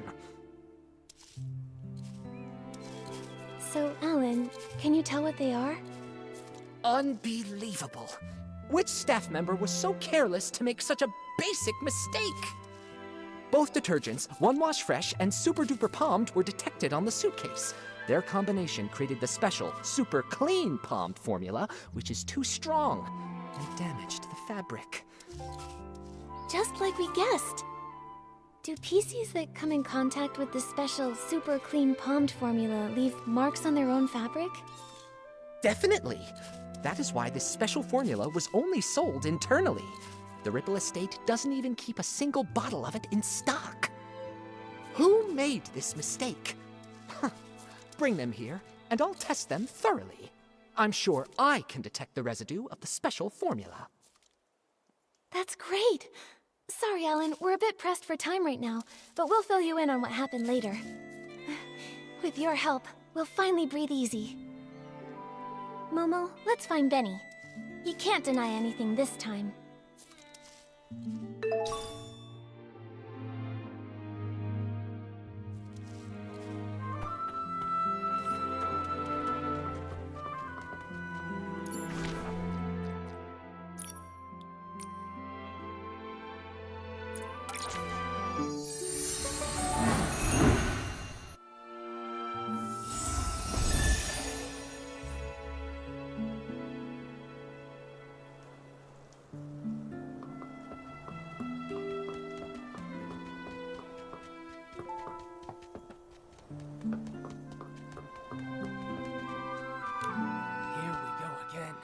When will this end?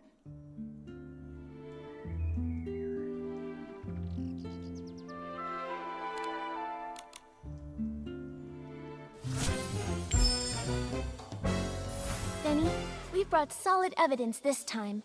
There's nowhere left to run. Tell us everything about Threadstar's plot. No way. You're just trying to trick me. You really think I'd believe you? How many times do I have to repeat myself? I've got nothing to do with Threadstar!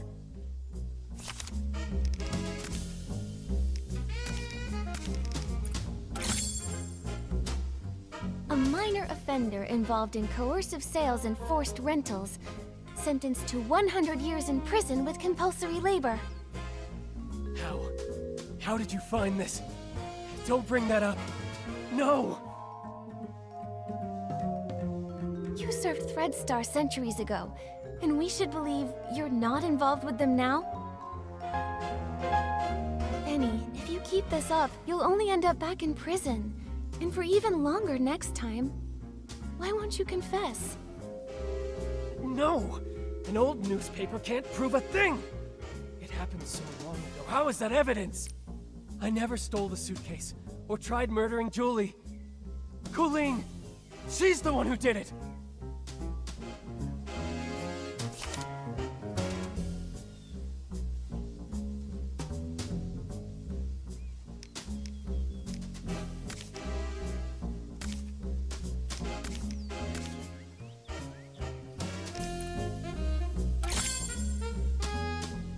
see it now, Benny?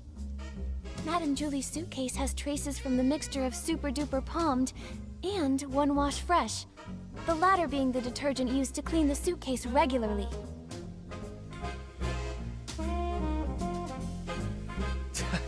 So what?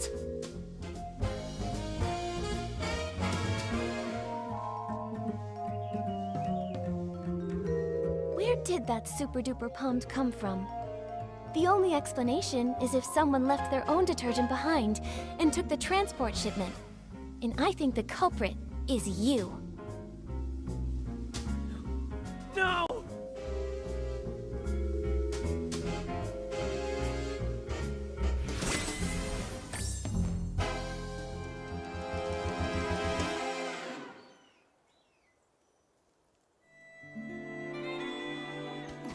Actually, we've got another crucial piece of evidence. If a professional investigator examines you, they'll tell whether you're truly as clean as you claim. Maybe you ended up just as over-clean as the suitcase after coming into contact with the same mix of Super Duper Palmed and One Wash Fresh. Enough! Enough! Stop talking about things I already know! I know I damaged the suitcase. I know I hurt the PCs. I know I'm an accomplice, but I've already tried to break away. Why can you just not let me go?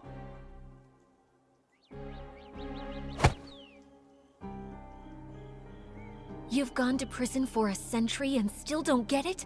A bad seed always bears bad fruit. Some mistakes should never have been made. You don't know anything! What if that bad seed was just me being born? What if his dream was to be a perfect star, but an accident ruined his face? What if I was born from the nightmare wrapped in that damaged costume from such a disaster? That seed wasn't bad. Even with that scar, you're still an excellent talent scout, helping a country girl step onto the stage. And your insistence on prop safety spared her from the same fate. How? How did you know? Cersei? Yes. I've always wanted to ask her something. If I had not insisted on the original schedule that day, would she never have fallen? She was doomed to die. She was investigating Threadstar's costumes and was targeted. How come? No, I should have known. I rented those costumes. I just didn't dare to think about it. I always... After I got out, I was a ragged scrap with a 100-year sentence, shunned by everyone. Only Threadstar gave me a chance to keep creating perfect stars. So I told myself it was okay, that I was just a fringe PC on the sidelines. I stole the suitcase, but I didn't want to think about what was inside it. I kidnapped the PCs, but I didn't want to see what happened to them afterward. A crime is still a crime. No matter how you tried to dodge it before, this time you still bared your claws at Madame Julie and tried to kill her. I didn't. I'm not qualified to do such an important mission. Coolin assigned my tasks. She didn't even tell me Julie was still alive. Julie was still alive. Leora, do you remember that when we were investigating in the Ripple wine cellar, Coolin said that too? She did. She seemed unaware that Julie faked her death.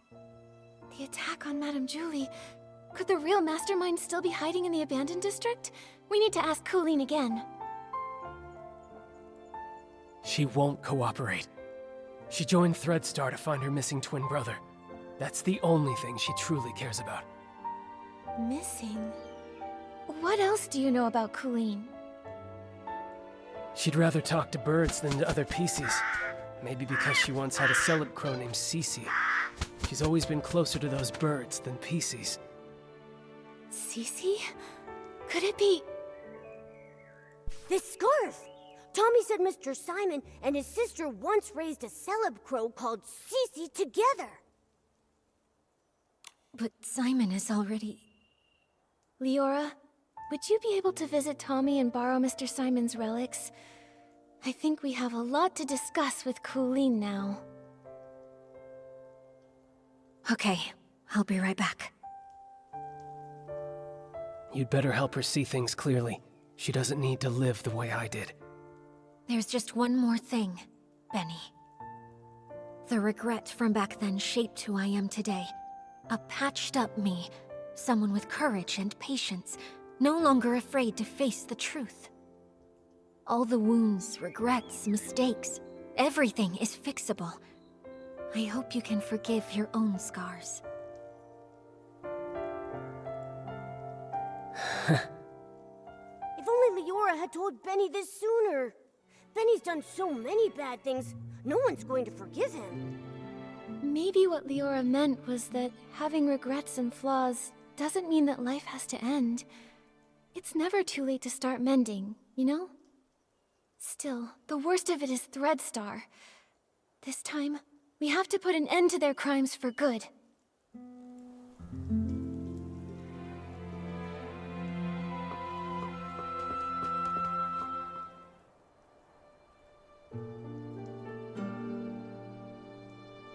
This again? Ask away. You're wasting your time. That's where you're wrong. We've discovered something we'd like to show you.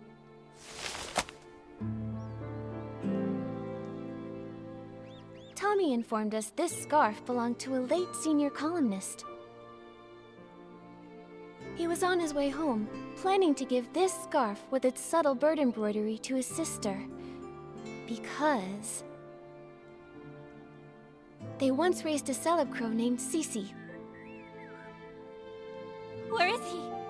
What do you mean by late senior columnist? I'm sorry, Colleen. What Tommy encountered was a PC that had been born from that person's clothing. His name is Simon. We were able to locate his whereabouts within your ledger.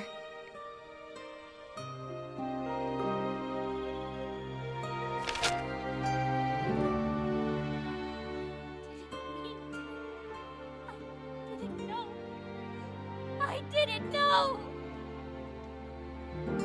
I think this letter was meant for you.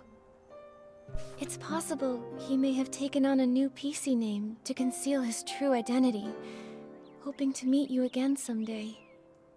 But I'm sure that hearing that new name, it must have felt very unfamiliar to you.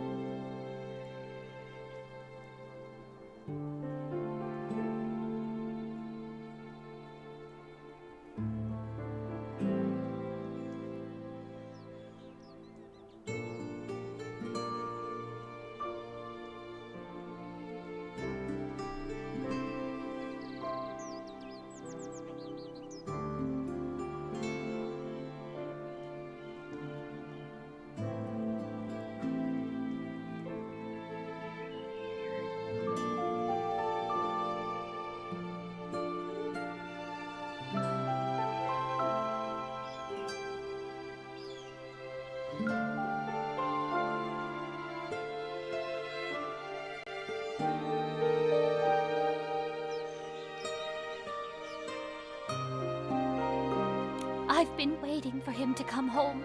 I took my medicine. I took good care of Cece. I promised, even sick, I'd live longer than Cece, longer than him. I wrote the newspaper letter to every address listed in our book. Later, I went knocking door to door. None of them knew. He'd gone too far away. I then became a PC, and my brother. There must be another PC born from his closet. I waited and waited for such a long time. I kept all of his clothes safe. But why, brother, why did you leave me all alone? His strongest wish was to go home and see his sister. He only had the clothing he wore outside. The road home was too long. Why did you think joining Threadstar would help you find your brother? The final costume, the forbidden outfit, can capture every gaze and control every mind. So many people walk the streets of Sichia and beyond.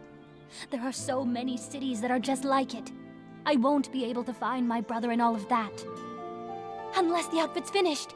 Whoever wears it only needs to stand on the stage and ask one question for me. That's all. The forbidden outfit. So that's Threadstar's ultimate goal? That's absolutely crazy! You knew full well that it was an evil power. Beyond all that, you were fully aware that the PCs you ordered to be kidnapped had loved ones who would be devastated, their hearts broken because of your actions. You know that pain better than anyone. To hurt others for your own desires, that's incredibly selfish.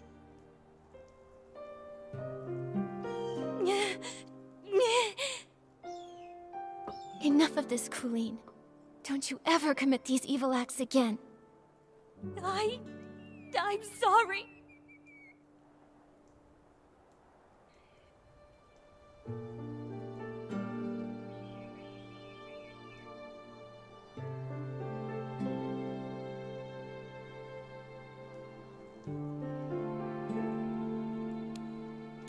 I'm hoping you'll help us to expose Threadstar's plan.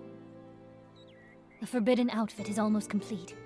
Julie is a natural star, and the Golden Vision is aimed at using her as the final material. But I don't know who attempted to assassinate her, whether she actually died, or what the fabric I took was about. All I know is I was simply following orders to complete the mission. So, you're telling us there's a hidden boss giving you orders? We've been tracking the culprit all along, yet they somehow saw through Madame Julie's fake death and responded right away. They couldn't have reacted so fast without being at the scene. This matches the plan between Madame Julie and Leora. Right here, in the abandoned district, lies the true mastermind behind all of Threadstar's evil plans. The problem is, we still can't figure out who they are. No matter how many accomplices they have, we'll catch them all! Right. Madame Julie got hurt, so she's probably still resting now. When it's daytime, we should talk to Madame Julie.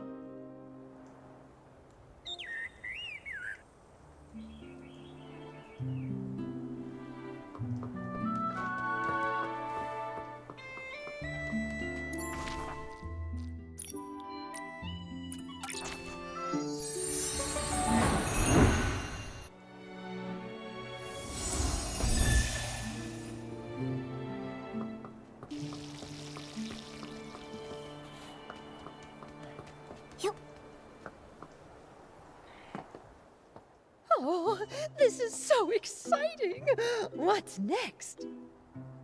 Madame Julie, Leora, what are you talking about? Just bragging about how smart and brave my little Nikki is, and how she took down Threadstar and smashed their schemes. Yeah, without Nikki's help, I don't think our risky plan would have ever worked. And I'm just a first-time detective. I couldn't have come this far without everyone's help.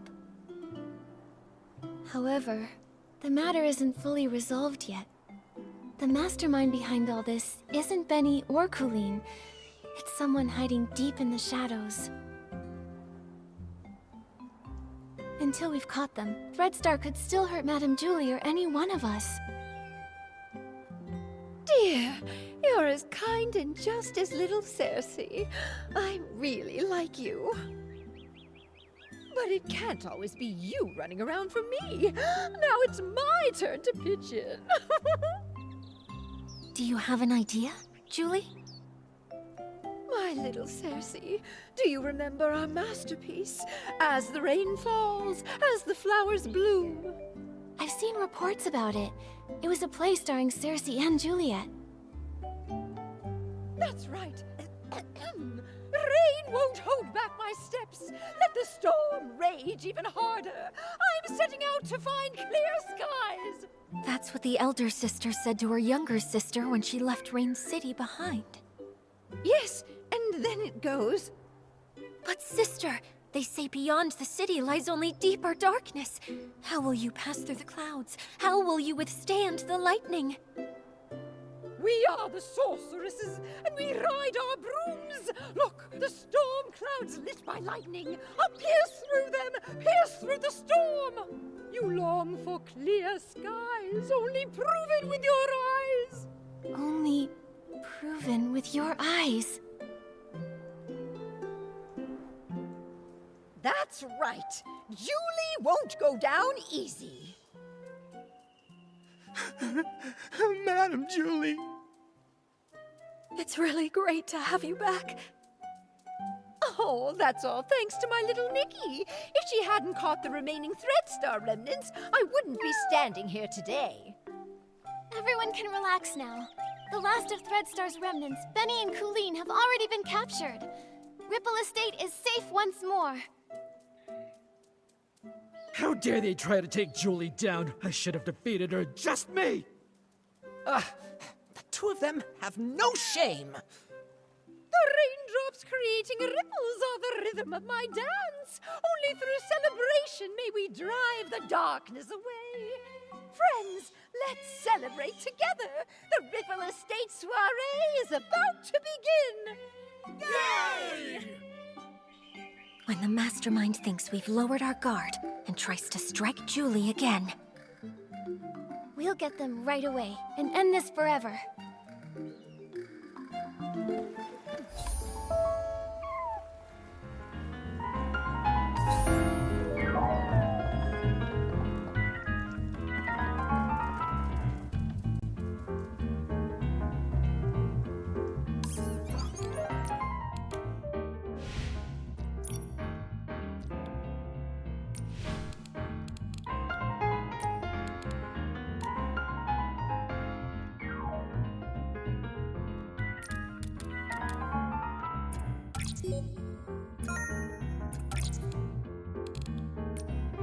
Wow!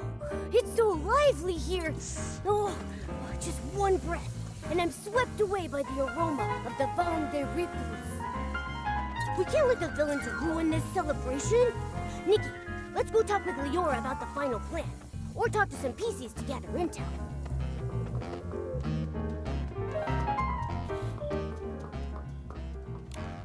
Please take good care of yourself, too.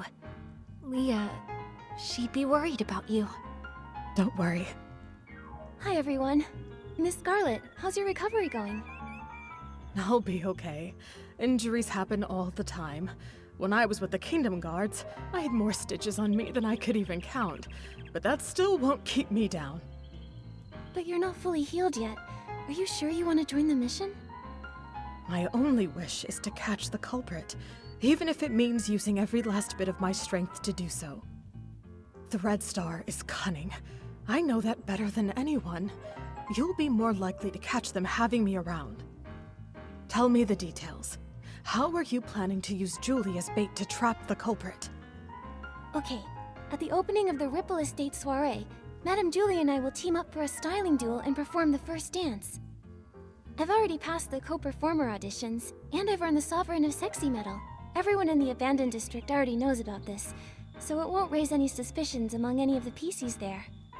During the performance, Madame Julie will purposely let me win, but just enough to keep it believable. Then she'll pretend to be upset and say she's going back to the village to change into a new outfit, so that we can have a rematch. Great plan.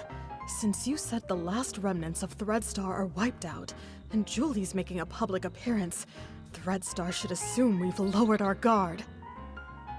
Right. When the soiree is over, any outsiders lingering in the Abandoned District will be a lot more conspicuous and won't go unnoticed.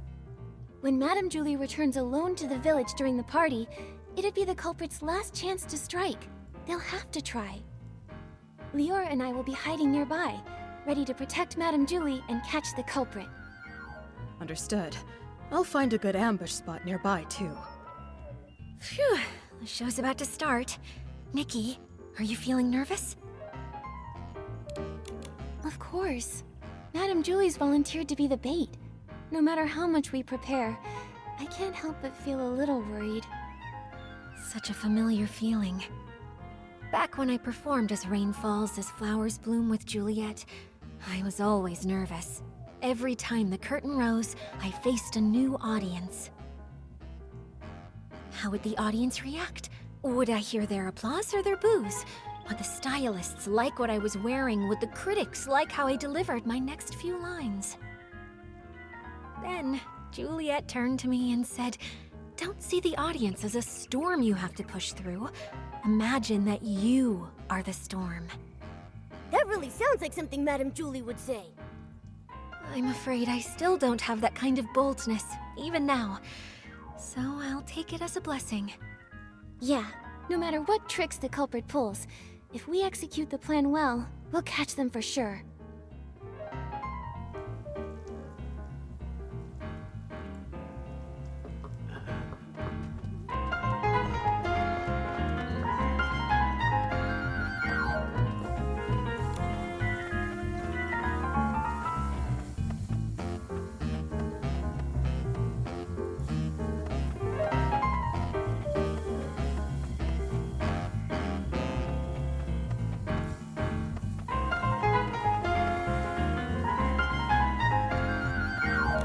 Dear little Nikki, my dance partner, are you ready?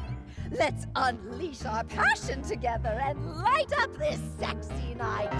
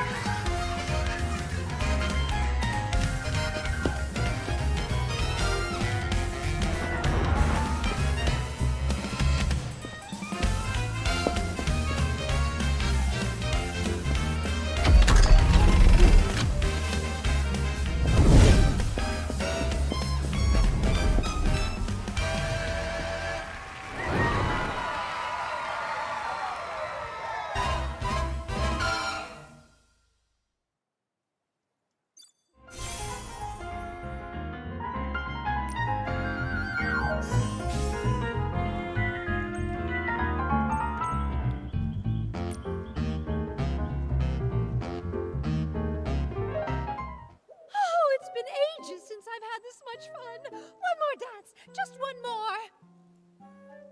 Madam Julie, I've already beaten you once in front of everyone. I don't want to look like I'm disrespecting the Ripple Estate. Oh, what nonsense. Do you think I, Julie, am afraid to lose? Don't underestimate the Sovereign of Sexy. I've still got an ace up my sleeve. Gordon made me an outfit that's full of whim. Once I pick it up from the village, I'll unleash my final move, the raindrop dance, and then we'll have another round. Whoa, I've never seen Madame Julie this eager to win. Have you ever seen Madame Julie lose? This is her first time facing as strong an opponent as Miss Nikki. One round's not enough. Exactly. Come on, let's grab some more detergents. There'll be more exciting performances later. Well, then I'll wait for Madame Julie to return from the village for another dance. Nikki, should we start getting ready? Right, let's head to Prosperville now.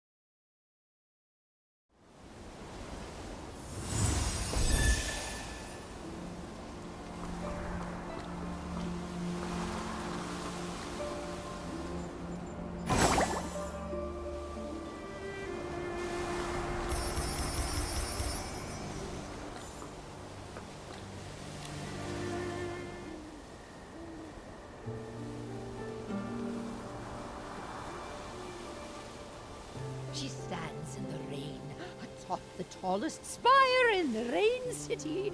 The downpour is swallowing the horizon.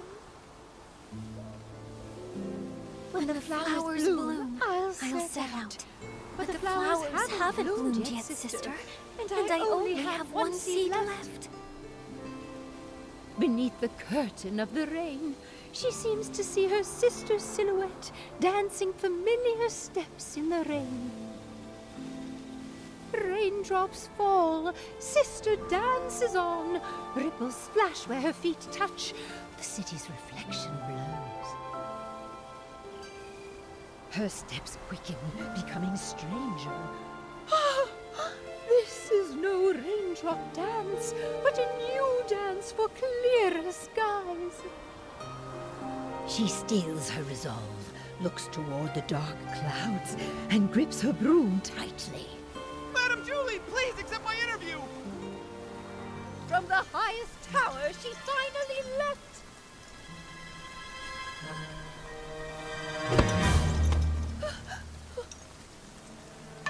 What a nuisance. Catch him! She will pass through the storm. She will find clear skies. After him! Rain will fall. Flowers will bloom.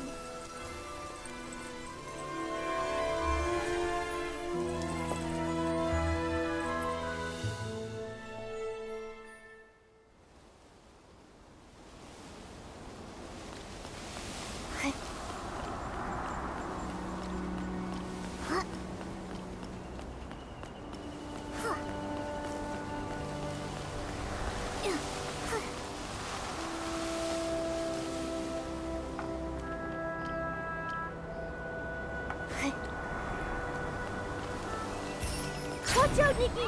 Leon can summon S-lings!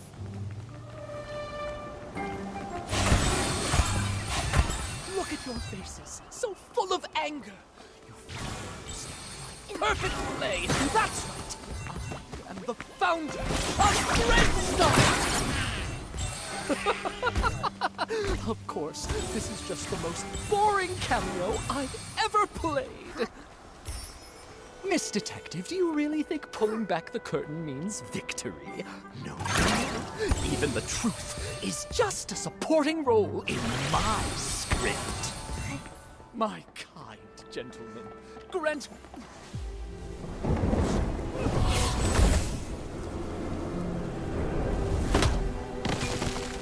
Miss Scarlet! I've 10 lives for these reckless beings. Why won't they accept the true blessing? Watch out! Tinkerbell! Sorry.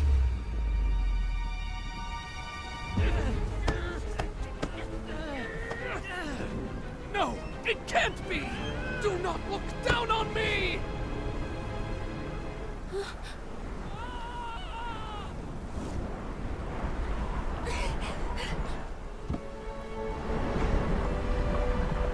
Benny!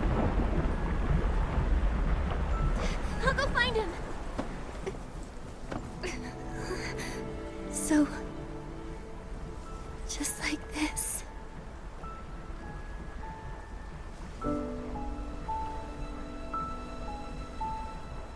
Small flower braids in rows, the dreaming child with secrets glows. Wind blows soft on the ridge, Nikki.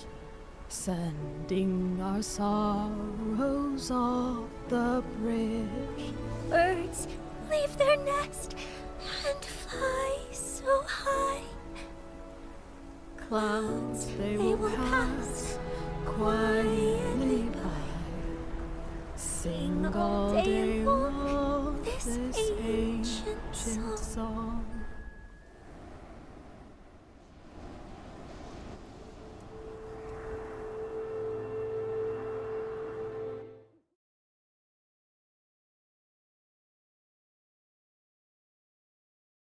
The Ripple Estate soiree ended successfully. Everyone okay? Nikki, looks like Leora wants to see us. Let's talk to her.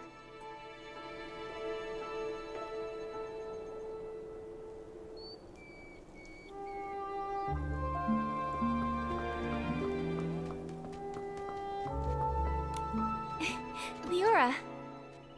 Miss Nikki, it's so good to see both you and Mr. Momo looking so lively. Thanks to Madame Julie setting up the barrel home, Momo and I both got a good rest. Oh yeah, dancing for 3 days straight at the Ripple Estate soiree really wore me out. Thanks to you, everyone is celebrating to their heart's content. Madame Julie is exhausted and resting at home, not to mention the Forgottens who joined for the first time. Miss Scarlet insisted on guarding Colleen herself. She wouldn't even put a single drop of detergent on just in case. Hey, I don't think I've seen Tommy around either. Strange that he didn't join the fun. Tommy is busy investigating Mr. Leon, saying he wants to write an in-depth report.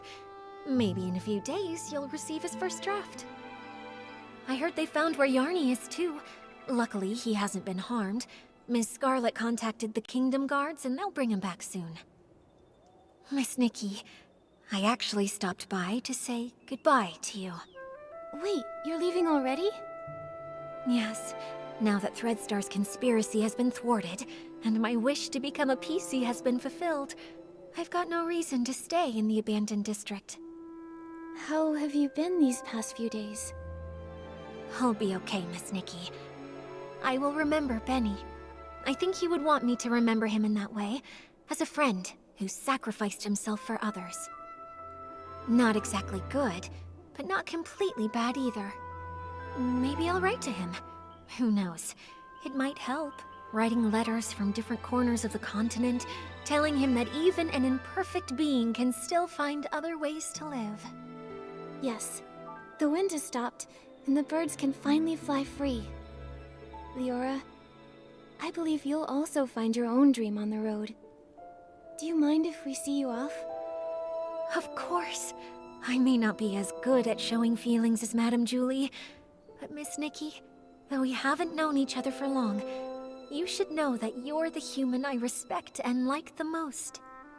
I am hoping to set off with your blessing. I plan to leave before sunrise. Please meet me at the Ripple Estate platform. A journey brought by the train must also end with the train.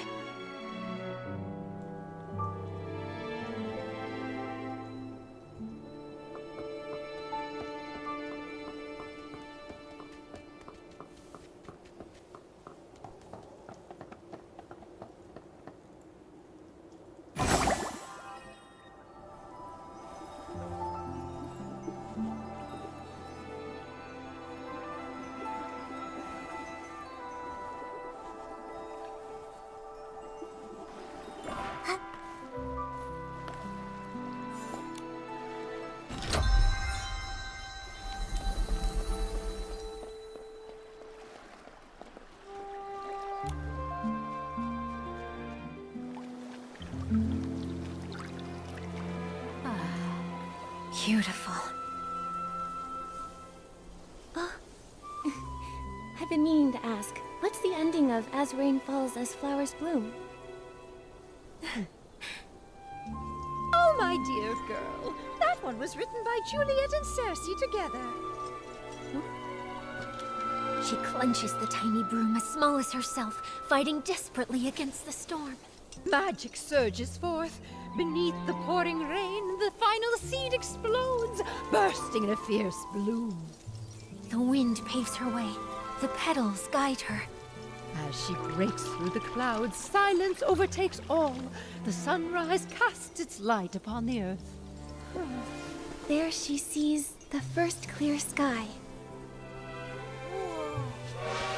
Excellent story. Leah would have loved it. Look, the train is here.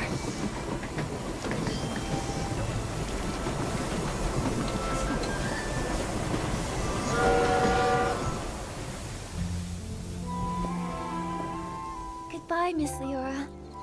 Bon voyage. Travel safely. Right, Nikki and I will both miss you. You two, I'll miss you both so much. Oh, little Leora, at times like this, you know I always have too much to say. But I don't want to hold you up. I'll skip the fuss and simply wish you never-ending joy and freedom that knows no bounds. Thank you, Julie. Take care of yourself. Miss Scarlet, you know if you change your mind, I can leave it with you. Don't worry about me, kiddo. Take it with you. Take Leah to see the faraway places. This world is beautiful, isn't it? Let's go. Time to leave. Goodbye.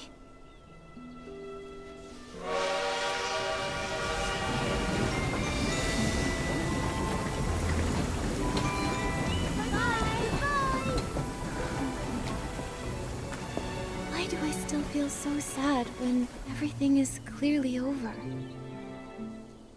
It's all right, my friend. Tomorrow will be a brand new day.